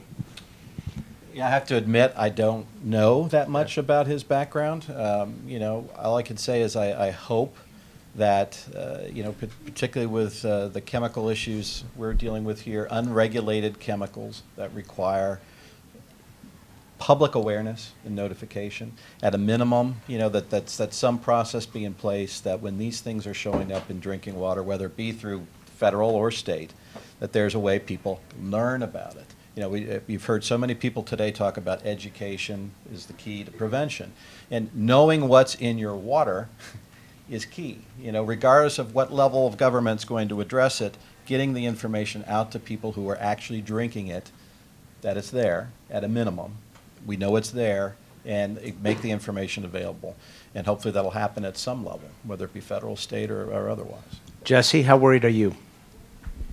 I'm very worried, but my biggest issue is science. I think that the move away from actually looking at the science and the evidence to support different changes, whether it's for drinking water regulations or any of the other environmental issues and climate change, any of the environmental issues, that the move away from actually looking at science and turning more towards political reasons and political decisions, that's my biggest worry.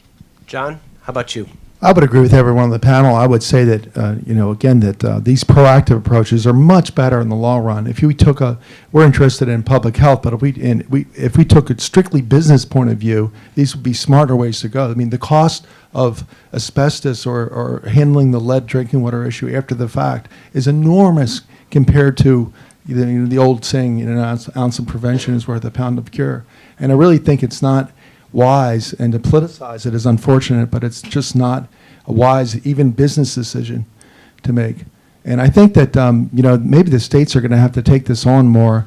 And you'd think people have a right to clean, safe water, and they do. These people in Flint, Michigan can't defend themselves, and that's why it's great that people jump in and help. Mark Edwards at Virginia Tech, for instance, who was a whistleblower along with Mona. Natasha. So I just think that, people will have to go down the state level or maybe even individual test kits. I mean, there are some innovations that I have hope for. That should people be responsible for their own water? No, but it still can be technically achieved, though.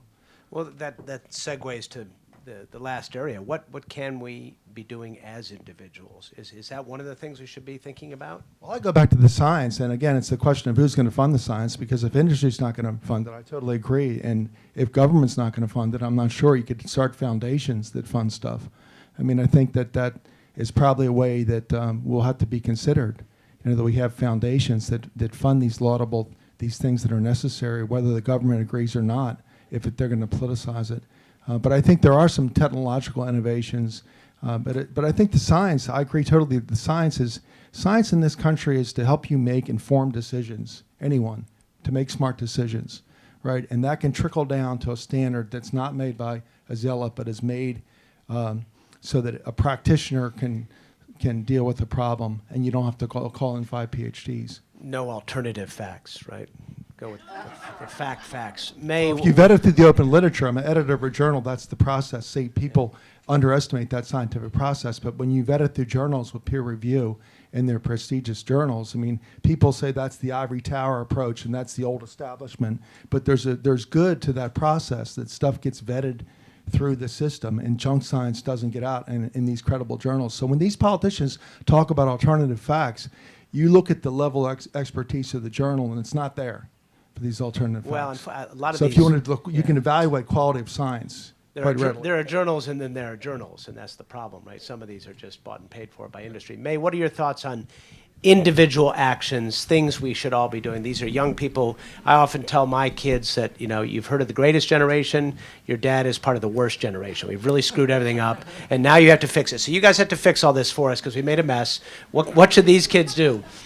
Well, I was going to say for homeowners, y'all may not be there yet, but there are, you can demand from your drinking water utility that they come and do tests, especially for lead, and a lot of them will do them for free. There are also test kits that are available. So I think that there's some, when you talk about awareness building, I think that educating yourself about where your water comes from and getting engaged with your water utility, because you are the customer, so they have to listen to you, and start asking them questions about what it is, what's the source of your water and what are they doing to protect the water. Just really letting them hear, the utilities hear from you is a big deal, but also, again, the earlier speaker said it, getting involved in this process here, like on the Hill, and reaching out and saying that this is something you care about and everybody around you cares about, and that they need to do something about it is really important. Rob, give them some inspiration. Well, I think every one of you should realize, you can really make a difference yourself by just assuming. You can't sit back and assume somebody's looking at this. Let's take water, for example. Somebody's looking at our water, screening it all for us. When you turn that tap on, just assuming it's all fine. You have to really get engaged and work on these issues yourself and make sure. And the thing I think is still really lacking out here is ways to get information out to people. Ways to get information to communities. A lot of places, all you get is your annual drinking water report that tells you, and as we've heard today, there's only a small list of things that are required to be tested for, that they're required to tell you about. And there are all kinds of other things you could be asking for. You could be asking for information, finding ways to make that information available to the community. So that, again, people at least know what they're being exposed to. They have some opportunity to avoid the exposure. If you don't know you're being exposed to something, you can't avoid it. Jesse? Yeah, I'll second both what May and Rob and John said. I think that becoming informed is the most important thing. So whether that's your own drinking water or if you're interested in a specific topic, dig deeper and talk to experts and call people, call your congressman, call scientists, call people, become informed and speak up.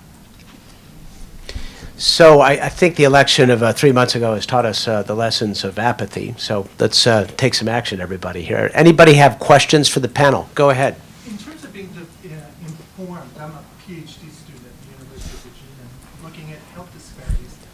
How has racism contributed to these disparities that we're talking about?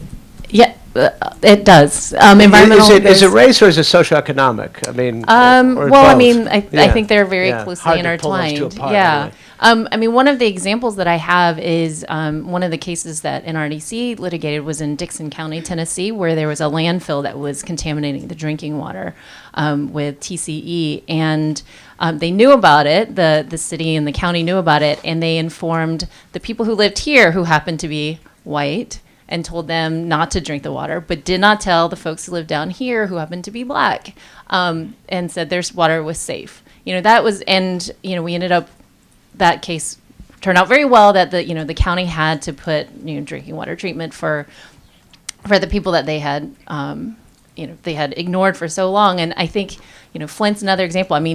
Time and again, environmental justice is a huge issue, and it's not just drinking water. It's where factories are located, where hog farms and, these very polluting industries are located. They're oftentimes located in poor or communities of color. And it's, that's a huge area to look into and study more, because it is very prevalent. Anybody else on that subject of race and economics? No, I will add just factually that in Flint, Michigan, we can call it socioeconomic or racial and subject to interpretation, but the emergency management of the city of Flint, they decided not to put a phosphate inhibitor in there that would mitigate corrosion and limit lead release. And the Flint River water was very corrosive, but that was for another reason, because they were switching to Lake Huron water and didn't have the pipe finished. But anyway, back to the point, they viewed these people as not able to manage their city, and the orthophosphate inhibitor would have cost $100 a day. And again, I'll go back to the cost. So to make that clear, the $100 entire a day. Flint crisis Really could have cruel. been averted Yes, for sir. $100 a day. For $100 a citywide, day. not per individual. The Right, entire $100 city. a day. That's why I say that the prevention piece is really important. It's been mentioned several times today, and that's obviously the role that we play, but I think that we can all play. And there's an example of where it's literally penny wise and pound foolish. Anybody else with questions? Yes. Good question. What can we do at home? What do you recommend? Filters? Well, the one thing I'd say about the filters is that the filters can be susceptible to their lifetime, and you don't know in your home. So I'll just leave it there and let these experts speak. But so Remember it's to something change- that can be it's done, remember but to it's like change a them, band-aid. right? Yeah, it's Right. very important. Remembering to change them exactly, or knowing when they don't work anymore. Yes, the different filters work for different chemicals, and so that's something else you need to be knowledgeable about, and that probably starts with getting your water tested first to know what's in it, and then getting the filter that will remove those contaminants. Yeah, for example, with PFOA, it was determined that you could filter it out with a really simple activated carbon filter. And in fact, some of the kinds that are sold over the counter and in your regular store you can go get and put on your home tap would work to filter out PFOA. It had to be changed quickly. And for example, we had a situation in New Jersey where it was contaminating the groundwater up there. Part of the way that was resolved was getting people filters, but also providing much more frequent change out of those filters and having the education about how quickly they had to be filtered out. But some of these contaminants, like the perfluorochemicals, can be removed with very simple technology once people know it's there and it needs to be dealt with. And just to be a little more detailed, so if you go to the NSF International website, they certify water filters, and you can actually click on it and pick like the kinds of chemicals that you want to filter out, and then they'll pop up like a list of the filters that are certified to remove those specific chemicals. Because if you happen to live in a more agricultural area and you're more worried about, like, say, pesticide runoff versus if you live in a super old home and might have lead in your water, that might be a different kind of filter that you'd want to do. So that website should help. Anybody else? Oh, we want to take a few more, or should we do? Yeah, well, we have closing comments. Yep. We want to make sure we get a group picture of everybody. All right. Can we do two quick ones, and then we'll call it? All right. Go ahead. So you said that the water contamination, like the unsafe water, can affect fetuses, and especially with this new administration and the vice president especially, who has put at the forefront the protection of these fetuses, how can they justify not putting, like, keeping this water safe, like, at the front wall? Like, how can they say... It's a really good question. Yeah. What you're telling me is there are double standards in Washington. Is that right? I might have to do a story on this. I don't know. This is. Go ahead. One more final question.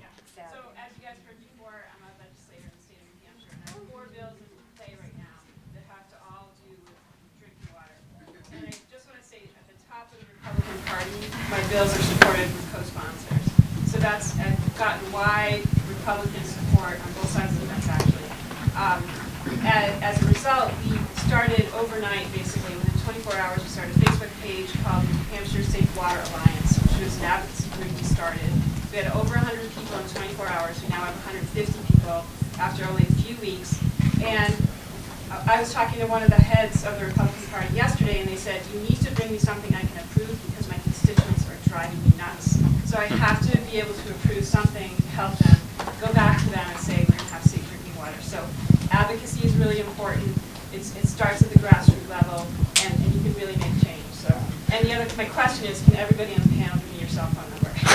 All right. So I guess the moral is we can't take anything for granted. We can't take the environment for granted, the water that comes out of your tap. At this point, I don't even think we can take our republic for granted. So by all means, stay in the game, stay vigilant, especially over the next 4 years. Thank you very much for your time. Thank you, panelists. Thank you for being just put your microphone on the, thank you, John. We're so grateful for everything you've done. You're all heroes. Thank you very much for everything. We're super grateful. You're amazing. So, Tom Sherman. Okay, everybody. Tom Sherman's going to say a couple closing words, and then if you can sit tight, we're going to come up here and take a photograph at the end. So we're going to keep the words short, and Tom, and then our pictures. There you go. Thank you, Bill, and thank you all for coming. I just hope you realize, is John Groupman still here? John, when he spoke either last year or the year before, said to me one of the most profound messages, or gave one of the most profound messages of cancer prevention. And as I spent a bajillion years as a physician or in training to be a physician, and one of the ways that many of us think of cancer is that it just kind of happened. Somebody, our dear friend Anna Bowman, all of a sudden was diagnosed with a leiomyosarcoma. But we don't think about what happened before that, and that's where the work that you all are doing, the panelists are doing. What John Groupman said was that cancer is a chronic disease. And to me, I don't know if you get the profound nature of that statement. That means you need prolonged exposure. You need to have something there that is affecting your genes, your body, your inflammation, your IL-6s, all of the different mediators of how your body reacts. So the work that Rob Bilott has done on PFOA has shown that some of these substances will stay not only in infancy, but in utero. And phenomenal question. Who asked that? That was the best question I've... Anyway, but in utero, not just for a few years. These are so biopersistent, they're going to stay with you for 30 years. And when you look at cancer as a chronic disease, that means that for the next 30 years, you have that potential carcinogen circulating through your bloodstream. So shift over to something like tobacco and recognize the impact of stopping smoking. You've just withdrawn the carcinogen. You've just taken away, I deal with liver disease. We see people who are drinking heavily, developing cirrhosis, developing fibrosis of their liver, setting themselves up for liver cancer, but they stop drinking. And it doesn't take away their risk of liver cancer, but it certainly drops it considerably. So one of the messages that John Groupman gave me last time that I'd love to leave you with is that cancer is a result of chronic exposure. It's not something that just happens to you. You can reduce risk, and you can eliminate risk. And that is a critical way that each of you can have an impact not only in your own lives, but in your family's lives. One of the mantras of medicine is if I have a patient coming in for a colonoscopy and I'm doing my pre-op physical on them, I spend one sentence telling them, by the way, has anybody ever told you to stop smoking? There's a 10% chance that with that one sentence, they're going to stop smoking. That's how little it takes to start making a difference in your own world. So when you leave today, I hope you will leave with some kind of tool, some thought, what you individually, no matter what level you are, what you're going to do to start changing the course of cancer and preventing it. I also want to take just a moment to thank some of the real powerhouses that we have helping us. No one here is getting paid. This is all volunteer. Miles O'Brien, award-winning, world-class journalist. I remember meeting Miles when you were with Soledad on CNN, and that was, actually, I think I met you just before that. Rob Bilott, and I don't want to start naming names because there's just too many people here. This is a passion for all of us. It's a passion for me, and there's the king of passion, Bill Cousins, who is our spiritual and emotional leader here. I just want to ask you all to please give a huge round of applause for Bill and for everybody who's given so much.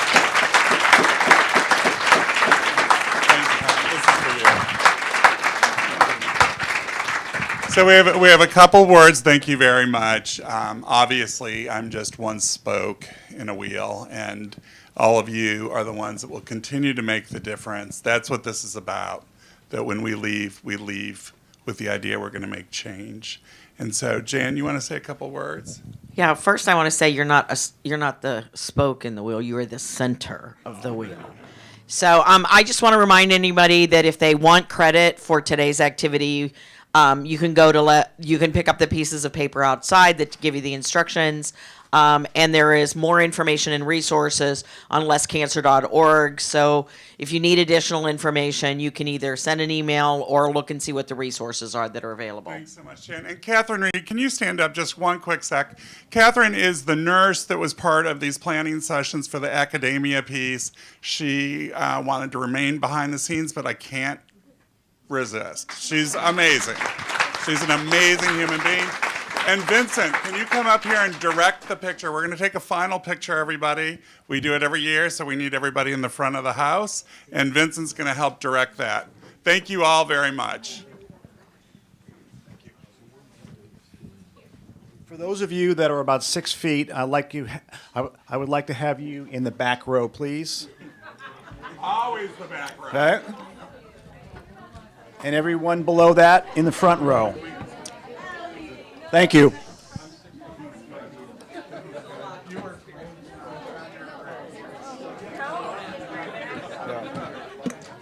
Great job.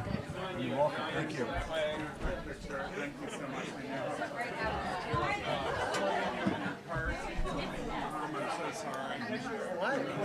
We're all good. It's all good. Guys, yeah. Please, picture.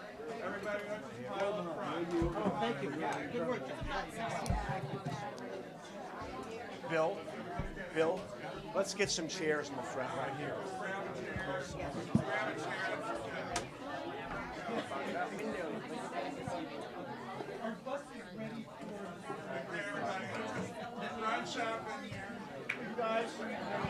All of the students right in the front row, please. Come, right in the front row. Right in the front row.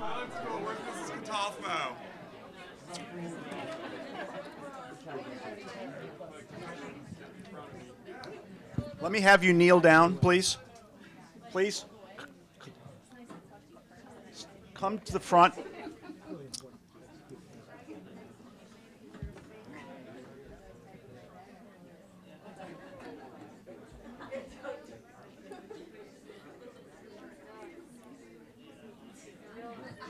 Okay.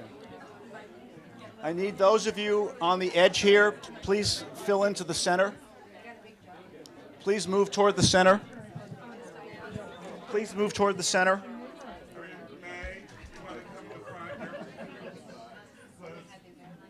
Bill, you want to sit right there and turn around.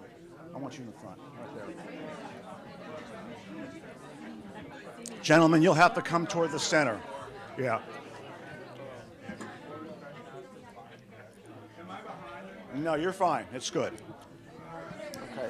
Hey,